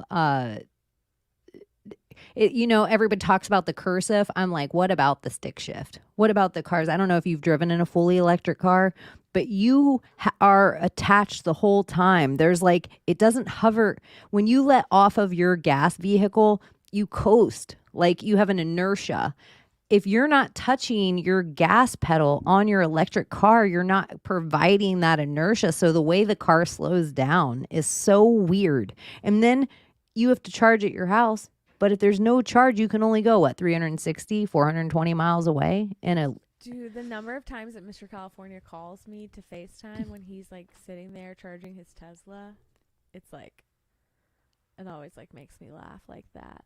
But even that, like the Fourth Amendment issues, I feel like that we have here, you know what I mean? Like, this is major government involvement in your life. And like, while I think we can all agree that you shouldn't be impaired while you're driving, your government shouldn't be like legislating to the automakers whom they've bailed out, whom they should have never bailed out, um, that they can put this tech up. Like, this isn't going to be used just for that. Like, they'll be monitoring you all the time in your vehicle. Let's call a spade a spade. I would bet that all of the DUI, all the checkpoints and the things and the blah haven't saved any lives. Like in statistics, nothing. It hasn't done anything. They're not getting the people out there. We all know the person that leaves the bar like shit hammered left or right. They can't even walk night after night and they get home fine. And we all have that one friend that they're like a goody and they're like, oh my God, I got a DUI and I never even drank. And this is the one time and I blew and it was .09 and they have this whole racket story. So I just think there is it's just like so much overreach and slowly us handing away these things. And even hi, I just am charging my Tesla. Why I have to sit and wait for a half an hour while I charge. Can you imagine going to the gas station, which I even get annoyed if I'm like somebody's at the pump in front of me. Imagine if somebody's charging the car in front of you, so now you have to wait the half hour for them and the half hour for you. What about any of this system seems like it's more free? Right. I'm like, give me my horse. Just give me the horse. Can we go back to horses? But like what you said is that nobody is like having this conversation and like, let's just evaluate things between like the government is real and there's really no puppet masters and like this is it. Like the buck stops here. Like, it's so much government overreach in like so many layers. Just like the fact that they think that they have the authority. Like, I always go back to like, we bestow the authority upon the government that it has. Like, it has no inherent authority. And so like, if it continues to push the line like this, we have to be able to check it. At the same time, I know that's oxymoronic in the same discussion where like, I don't believe that any election is real, but if we're just pretending like everything is real in this bubble over here, but on that part, like, even if they did have the authority to make this law, like the federal government, this is not, like, this is that same states' rights argument that we're having about everything, about the decriminalization of marijuana, about abortion. Like, really, if you wanted to have this in your, this is a state thing. Well, then think of this. So you're charging your car at your house, and let's say you live in California where they're already telling you can't water your lawn. So now they put a cap that each house is allowed to use this amount of electricity. Now you can decide if you want to keep your TV on or drive your car. Right. Keep your refrigerator on or drive your car. Oh, you know what? Speaking of brownouts in California, which makes my head think of Enron, which makes my head think of the TV cover-up of Enron so that none of us ask any questions, Martha Stewart. Did you see that weird Martha Stewart commercial with the vaccine? I did not. She has this new commercial out where she like cuts off the top of a pineapple and then she's like, get vaccinated. And it's like a blue Band-Aid on her arm. Is that like a, you know, pineapple is supposed to be like a swingers reference too. Or a pineal gland. Oh, yeah. Cross-referenced. Yeah. Or, yeah, totally both. Martha Stewart. Martha Stewart. There's a little CIA actor, you know? Totally. She's perpetuating a message for sure. She makes Snoop Dogg a friend to all the housewives, and Snoop Dogg gives her street cred. Mm-hmm. For like actresses or actors in like The Matrix, they are like a fun duo. Like, if I am gonna like be balls deep in the psyop, they do like it's just so different. Like, it's like the juxtaposition is humorous. You're like, I need a sitcom. The marijuana of it all. I've shared a little bit with you, but we did bring up Jose Aldo a little bit earlier, real quick. And my glittery red pill. In my quote unquote Jose Aldo for people? He's a UFC fighter, and he Okay. used to be the 145 champion for like a decade. He Conor McGregor probably got his big ignite to fame from knocking Jose Aldo out exactly like he called it. He was, like, I'm going to knock him out in under 10 seconds, and it's like first punch of the fight, knockout. The UFC, I theorize sometimes in my glittery red pill. I created this whole theory based on Bullet Valentina Shevchenko, who she is a Polish fighter. She speaks a bunch of languages. Her sister's also a fighter and a pilot. Valentina Shevchenko is also a master marksman. So I was just like, look at this super spy that can travel anywhere in the world, being a Red Sparrow with her UFC credentials, and then her whole entire fight team, if she's Mission Impossible, gets to come in with her and nobody ever questions it. I just have to say, yeah, that's my jujitsu coach. Yeah, that's my whoever coach. Yeah, that's my nutritionist. That's my hair So and makeup. That's yeah, my that person travels with me. manicurist.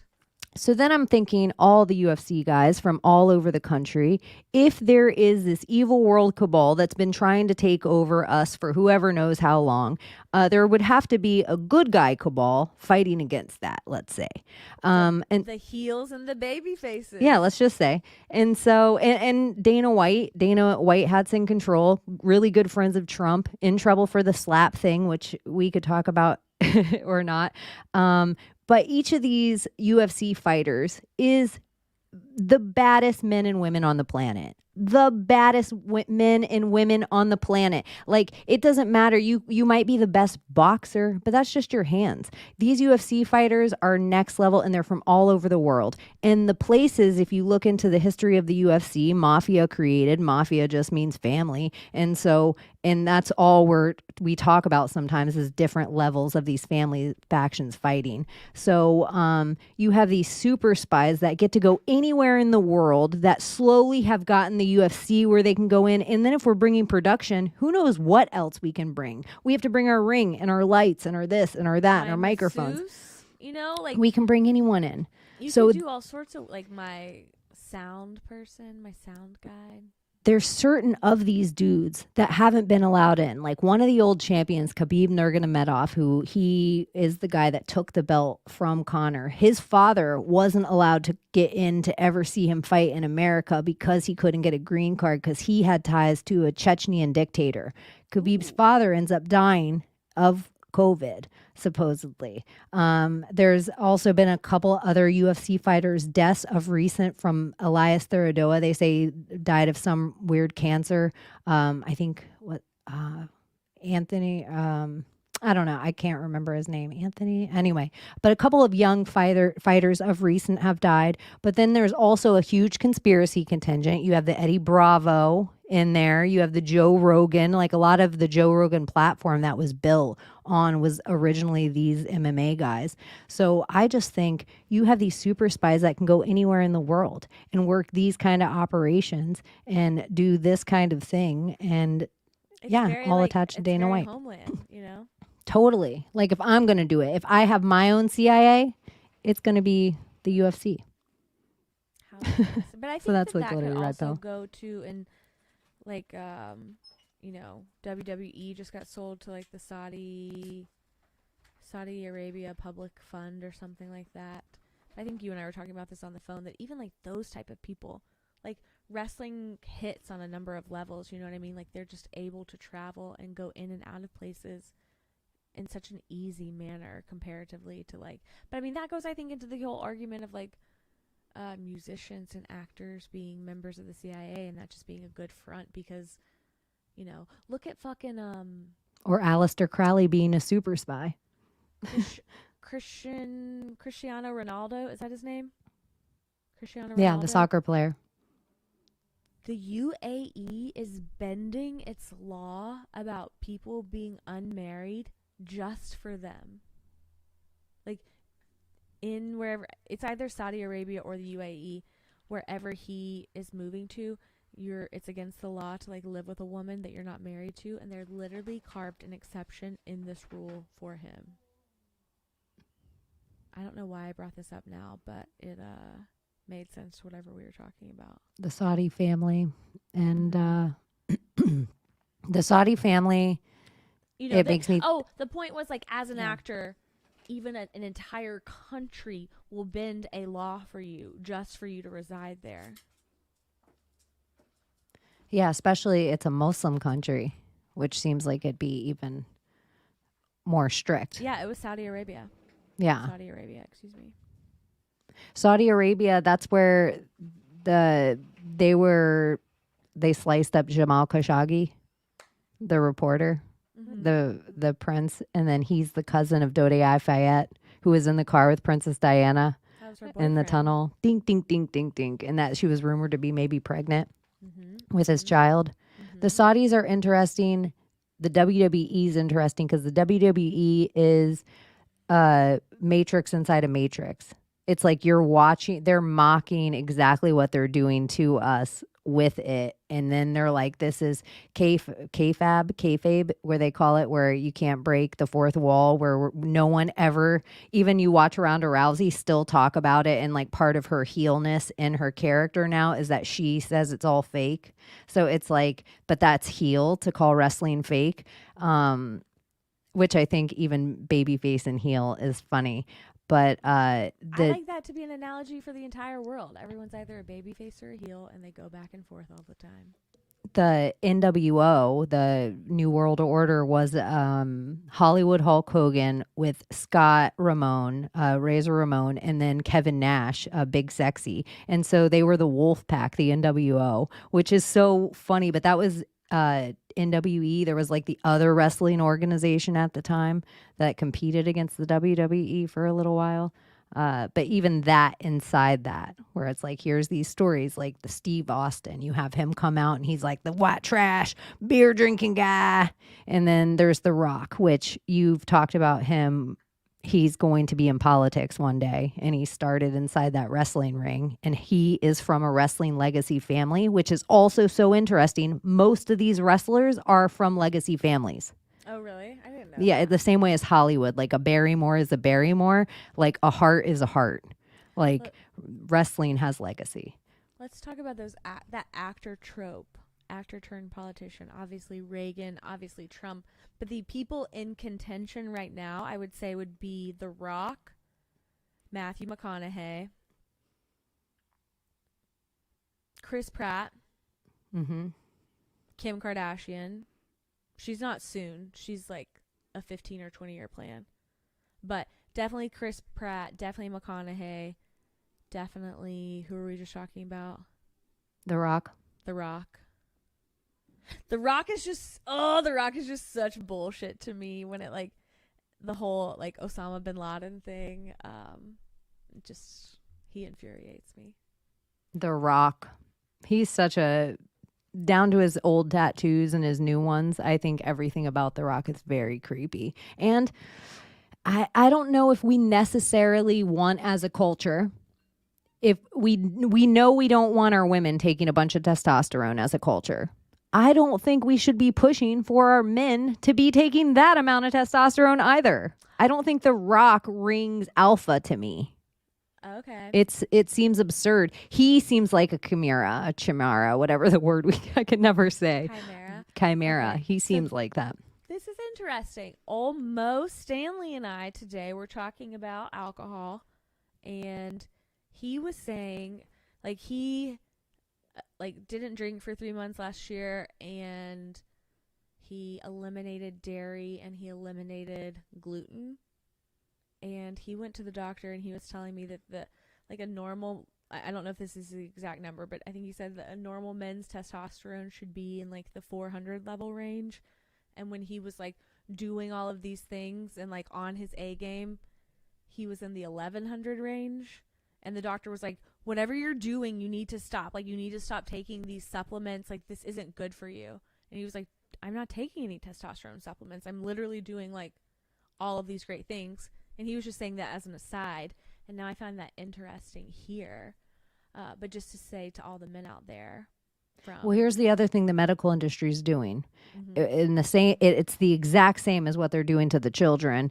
If they can get testosterone or hormones into a child, they have created a customer for life. If they can get testosterone, if they can get a man to start taking that stuff, it makes his body stop producing the testosterone. And so now he is a customer for life of the pharmaceuticals, when in reality, if that man, like you're saying, had a proper diet and usually worked out their bigger muscles, so not just their arms and not just their upper body, but actually worked out their leg muscles and their glutes, those muscles, the bigger your muscles are, the more testosterone that naturally builds inside your body. So I think that there is something to big pharma pushing testosterone on everyone, because even Hollywood actresses, like we talk about Jennifer Aniston, Chelsea Handler, Sandra Bullock, they're all on testosterone therapy. They're all on a light level of testosterone therapy. And we also talk about the pheromonal thing. If you're a female and you're taking a light testosterone therapy, does that turn something off about a male without him even knowing it? Like where you have a testosterone. Birth control, Yes. That, a lot of women are on birth control, and let me back this up. If you don't like the way that your partner smells naturally, that's not the one for you, bro or sis. But mostly to the females out there, like if you don't like the way that your man smells, he's not the one for you. And so there's this whole like theory rhetoric now about women who in their 20s meet their mate while they're on birth control, and then they get married, or they fall in love, they get married, they get off birth control, they have a kid, and then they realize that like they can't stand this person, they're not attracted to this person at all, and it's because of the way that the hormones in the birth control are affecting the hormones of the individual, and like the pheromones and what you're putting out there and what you're smelling. And I bet you drunk too messes with it when you're drinking all the time, because you know how like if you're sober, you can smell cigarettes, you can smell alcohol in somebody's pores. I bet you when you're drinking all the time, that demon doesn't care as much. Like, so you don't even have those same receptors. Definitely. Hmm. What a strange world it is out there. We're all little beakers shoving ourselves full of things. Wafting. I thought an interesting word thing, speaking of oil, I was like filling ourselves with things, is like Messiah means anointed, and anointed means oil. And if you just take our human selves, we're like salt and oil. Your highest self is your oil. Like when you die, you become oil and your salt sinks to the bottom and your oil goes up. So your anointed self is your highest self. And then your lowest self is your salts. That's your masculine. But I just thought the Messiah to anointed to oil, I was like, oh, isn't that interesting? I was reading some other thing about the pyramids being the same structure below the sand. Like the actual as above, so below, like the Antarctica flag. If you look at where it has the two triangles on it, and which is so interesting because we see all these depictions of this huge pyramid in Antarctica. So if people are theorizing that the same structure exists below, so it used to be quartz on the top, and then it would go down into this structure, and then on the bottom, the light that would shine through it. Like the same way, almost how you would build a sandcastle when you were a kid, how you would pool all the sand up, and then as you sank the water through it, it would make the empty caverns, but also harden everything.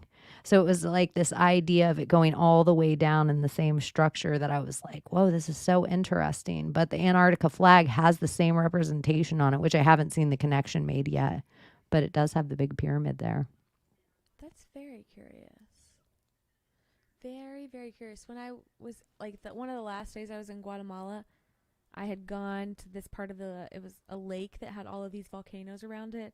And somebody told me that supposedly, like, the lore was that there were pyramids at the bottom of this lake connected to, like, these volcanoes around there. I just think there are a lot more pyramids out there than we realize. Yeah. And they're probably all attached in weird ways, and they probably all did different energy things. And this is such a little kid idea of thinking, but it's like, I don't know. I can't even conceptualize it yet. I'm just thinking of like the pyramids being built down. Like we just have the idea that we're standing up on Earth. Right. I don't know, but it's such a big way of thinking. And the Tartaria of it all, it could be so much more underneath. Yeah, and It is a thing I was gonna ask you, but I'm like, oh my gosh, it's so many conversations. But I was gonna orphan train you and be like, just in that time frame of the Americas with the 1800s and the Mhm. Tatarian, and there's all this old buildings being unearthed, ancient. And I know there's becoming discrepancy, which I kind of like in the conspiracy community, where they're like, Tatarian is just one part of the world. Ancient Antiquitech is a whole different conversation. And I kind of like this because this is, it does, everything does need to be dissected in these ways. But I even like that people are talking about it. I do too. I need to brush up before we have a bigger conversation on that though. It's not one of my like forte subjects, I feel as though. I know. We're gonna share screen too for Mhm. these episodes because there's so many cool pictures of World's Fairs, and like this is where you have to start practicing the sharing of the See, I screen. can do a You can pull up comments and you can put them underneath.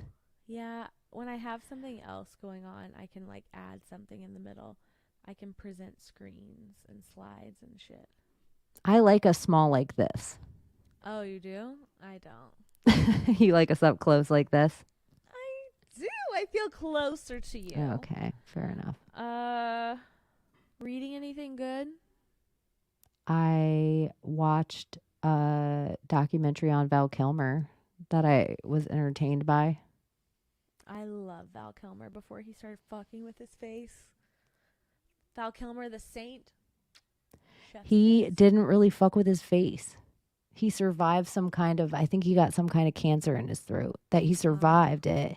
And then it was, I know all Church of Hollywood shit. And even when he grows up in like his backstory is all crazy. His dad's like a real estate developer and he ends up growing up on a movie lot that all I thought of was like Charles Manson, like the same kind of movie set, like where it's like was he ends up growing on this. And it also is so ironic to me that every single celebrity, no matter how poor they tell us they grow up, they all have footage of them growing up. Oh my god. Okay, It makes it's me so insane. ironic that you say this. There is one videotape, and it's literally right here on my windowsill, and it's been sitting here for fucking ever because I want to send it out. It's the only tape we have. It has like 5 different occasions on it, and it's our like 5 most precious videos. And that's it. All the time. Brittany, you know what I mean? Like all these people have so much fucking They'll even tell footage. you Elvis.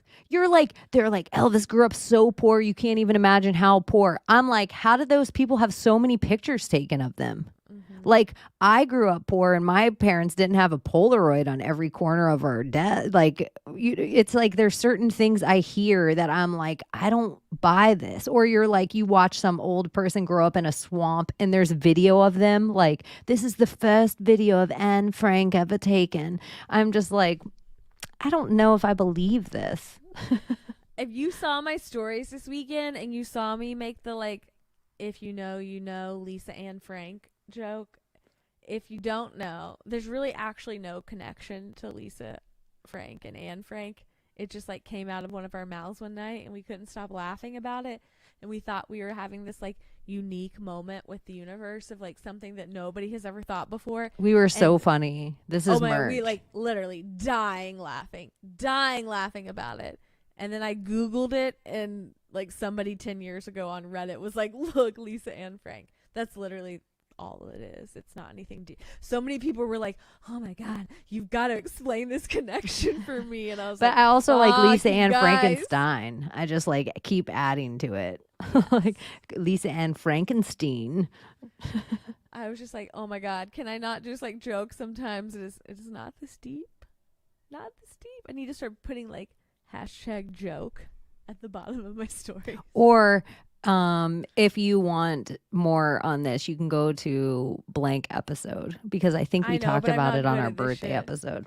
Oh, probably. Yeah, I could have asked you I'm and you would have immediately told me. Ay, ay, ay, ay, ay. I like it sometimes people don't know. I know. I like when some people just are the only ones that know that they're like, shut up. This is so stupid. Shut up. Could this story be just for me? Oh, goodness. So many new followers. Welcome. I finally hit 53K again. So we are back. We are better than the old Maria that got deleted in October of 2020. And I did a giveaway, and my giveaway ended today, and I'm going to pick those names tomorrow live. It's exciting too. I would be excited to get some stickers and a PSYOP hat.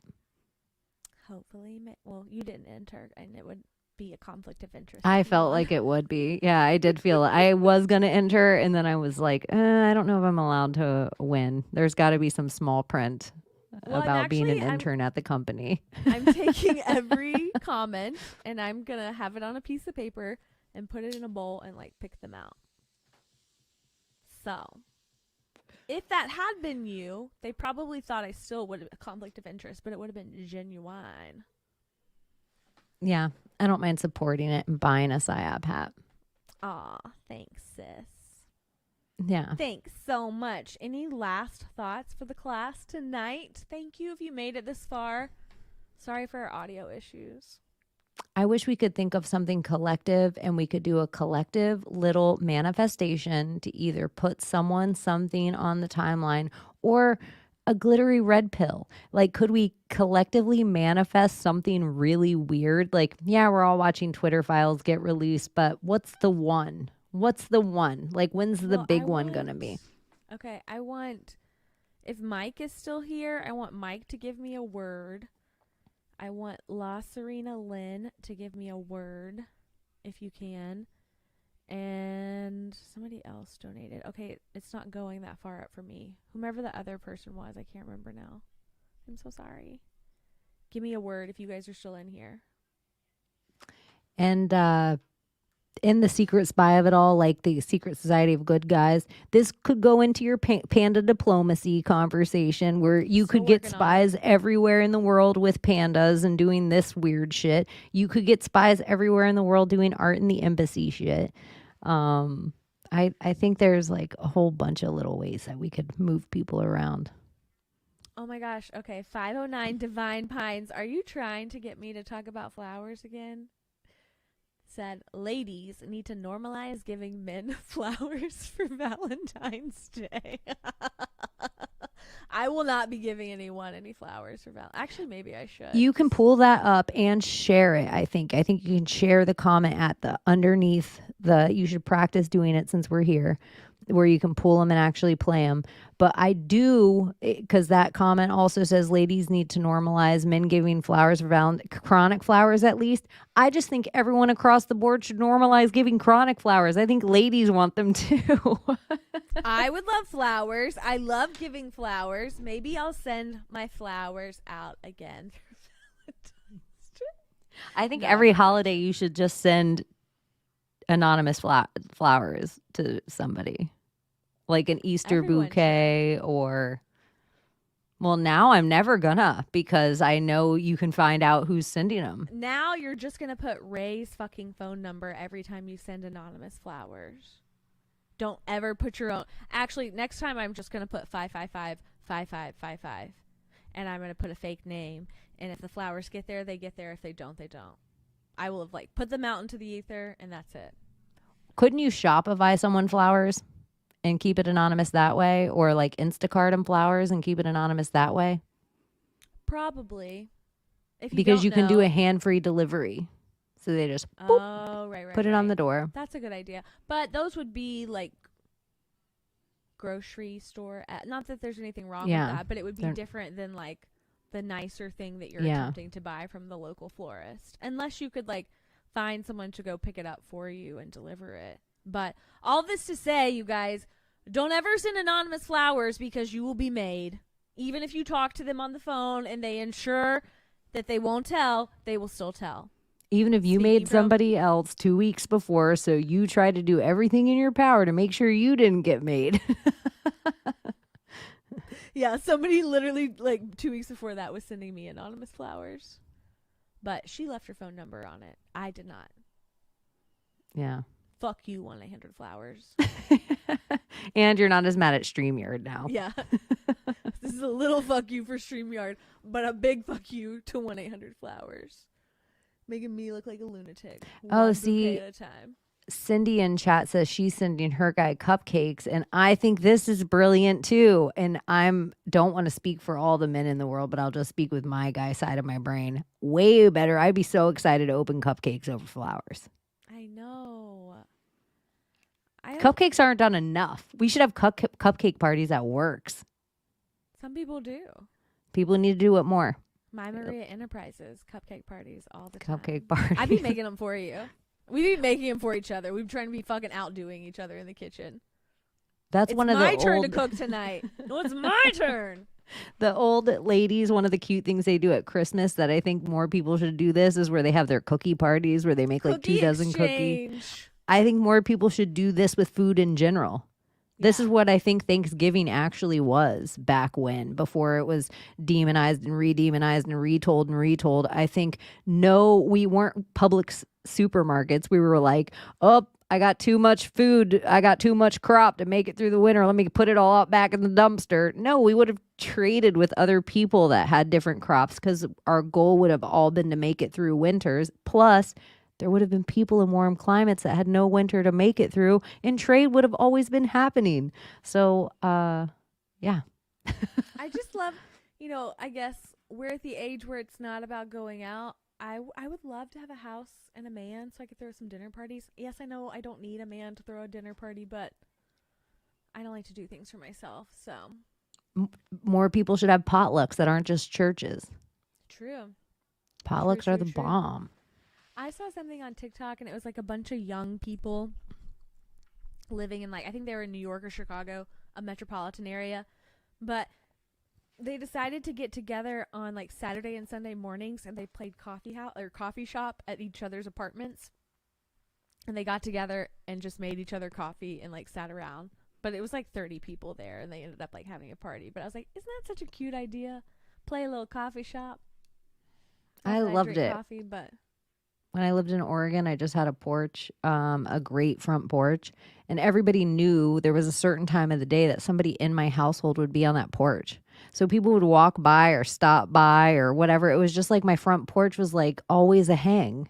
And I didn't even have to be involved. If I just walked out front, there was people on my porch. Like, it was kind of great. I know. I miss it. My goal one day is to have a basement with like a bar and a TV and a sectional, and I want to have basically like a game table, poker table. But like me, my brother, and my best friend play games a lot. Somebody was saying in the chat like a conspiracy game night. Like that's what we've done for years. But it would be nice to be able to do that as an adult. Oh, Schwell. One day I'll have friends. What are you taking notes on? Some things I'm like, I was about to be like, oh, and then I'm like, should I write this down and just tell you about it later? So that I remember. All right. Any last minute thoughts? It's 10 o'clock. Big Mama's got to go to bed. If anyone wants to, they can, if they're interested in Aleister Crowley, that may or may not be a super spy, and maybe the Satanic Panic was just put there so people would stop looking. They can go over to Project Cheney on YouTube, and I also did an awesome show on adrenochrome that is like really in depth to all the first studies of it. And then I have an episode coming out soon with Juan from the One-on-One podcast where we talk a little about homunculus and go into a little servitor magic and some of the great mysteries of Florida. I am so proud of you for plugging yourself without prompt. I never, ever, ever do, but I'm like, because I always usually forget, but the video part of my show, I'm like, oh, this is good information. People should check it out. Check out Project Cheney. Did you say all your places? Oh, Project Cheney, Cheney in Wonderland. And if you put Project Cheney in anywhere, you can usually find me. And if Paranoid American did the adrenochrome episode with me, and Mark from My Family Thinks I'm Crazy did the Aleister Crowley episode. And I'm going to have you on to do an episode too. What are we going to talk about? I think we're going to get Tyler on, everyone. I want you to really get in depth on Tyler. Mm-hmm. How I talk out loud to Tyler sometimes. Yeah. Well, it'll be Tyler in the whole simulation, but the idea of a supercomputer talking to itself quantumly in the future. There's so many ideas to Oh my talk about god, with am it. I Tyler talking to myself out loud now? That's it. Are I should have written that one down. are you tell me about it later? No, I have one follower and his name is Tyler and he likes to DM me and accuse me of being Tyler. And so it was just I was having a funny moment with myself there. I think it is, and because then it's like, okay, is that schizophrenia? But that is part of the adrenochrome thing, is that people with who are schizophrenic have higher levels of adrenochrome in their system. And people back when would take schizophrenic's blood to walk on the edge of insanity and then come back. So then we could theorize about Britney Spears being the real Sookie Stackhouse and them actually drinking her blood, because it wouldn't necessarily have to be Faye if you were high levels of schizophrenic, the amount of adrenochrome you could carry. So then we could get into the multiple split personality things of like Anna Nicole and Kanye and them just But advertising. even the way that you and I talked about it once before though of like imagine like Britney's like her most epic performance ever and as soon as she gets off stage somebody sticks a syringe in her and takes out her blood, would that blood hold the energy of that concert? So when you either shot it up yourself or crystallized it and snorted it, like you were just saying a schizophrenic taking you to the edge of insanity, Mm-hmm. but are you at the edge of insanity and you're also feeling like Britney Spears in that moment? Like, could you be Beyonce, but then next level be Sasha Fierce, is what you're saying. Like, you're taking on that Sasha Fierce energy. Mm-hmm. It's so curious. Like, yeah, blood You met, games, you met me at a adrenochrome. very strange time in my life. Ha ha ha ha. Haha. Okay, this is my Maria. Oh, what would you like the emoji to be? So while you think for a second, I do this little thing. If you make it to the end of the podcast, you're an elite member of the class. Show me that you listen to this.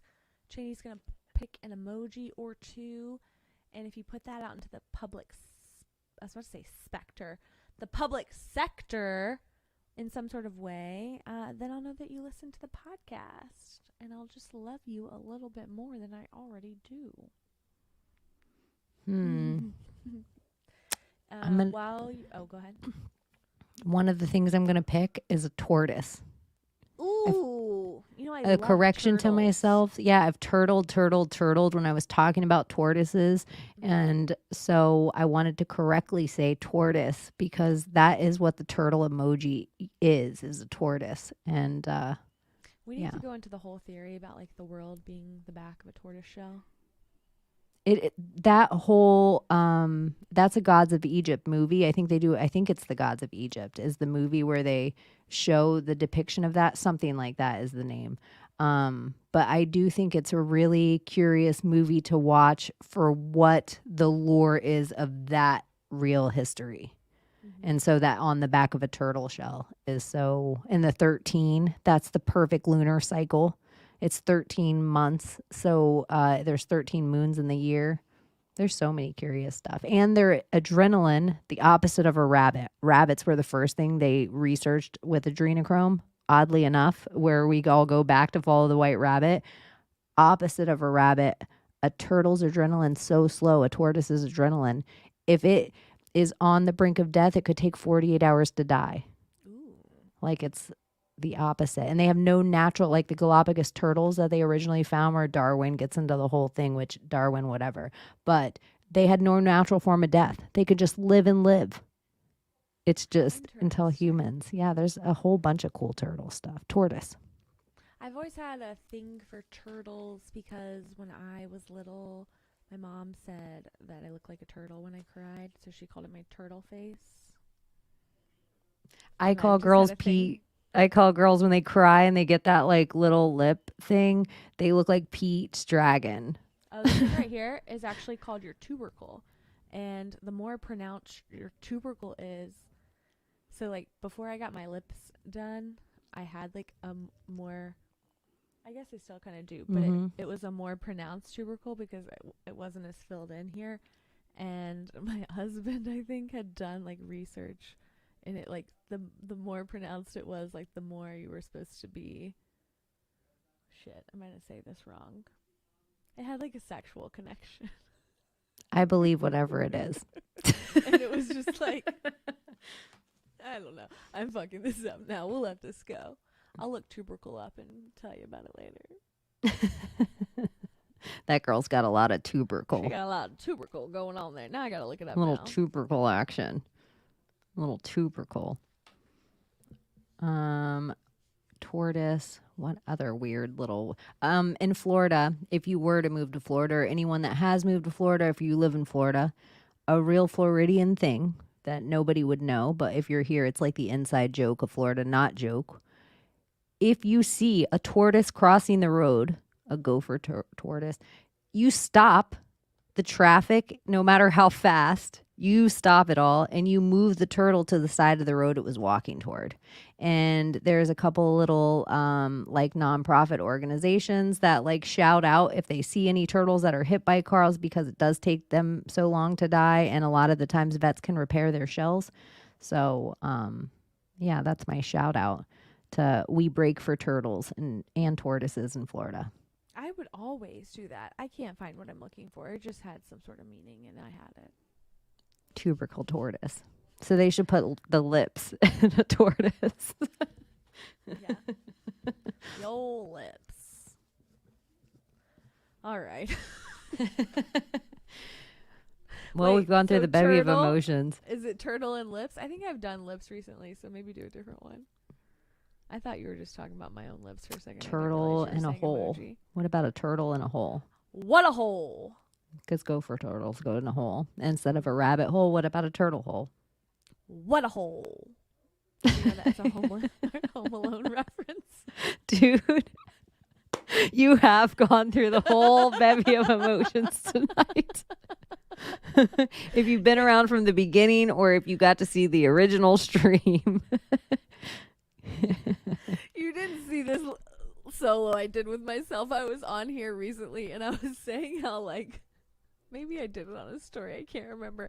But I always think of like whenever I say like what a something, I think about Homeland 2. Not Homeland. Home Alone 2. When he goes, what a hole. So I'm always thinking, what a, and you just said I hole. think of a whole different. I know there's a whole nother movie. Oh, I think of What a Dog. What a Dog from Lady and the Tramp. Oh. I always go with the Northern Atlantic accent. That's my favorite. Like an old Audrey Hepburn accent. I'm not very good at that. I like to pick an accent and then play it for a day. A whole day? If we have a meetup, I'll convince other people. Sometimes it's on accident. Like I'll start talking Southern to people, and then I'll give someone a Southern nickname, and then that's what I'll call them the whole day. And then they'll be like, "I hate that you're talking Southern to me," and I like, "Did you just say that Southern?" Like it's like you don't mean that's to. where you should stop and you should go, did you just say that Southern? And then like immediately go back into your accent. So I like it randomly. Pick a cogni. Like it a lot. All right. I love ya. I love y'all. Thanks for playing. Bye, you guys. Bye. This is so weird. This seems to be my new style.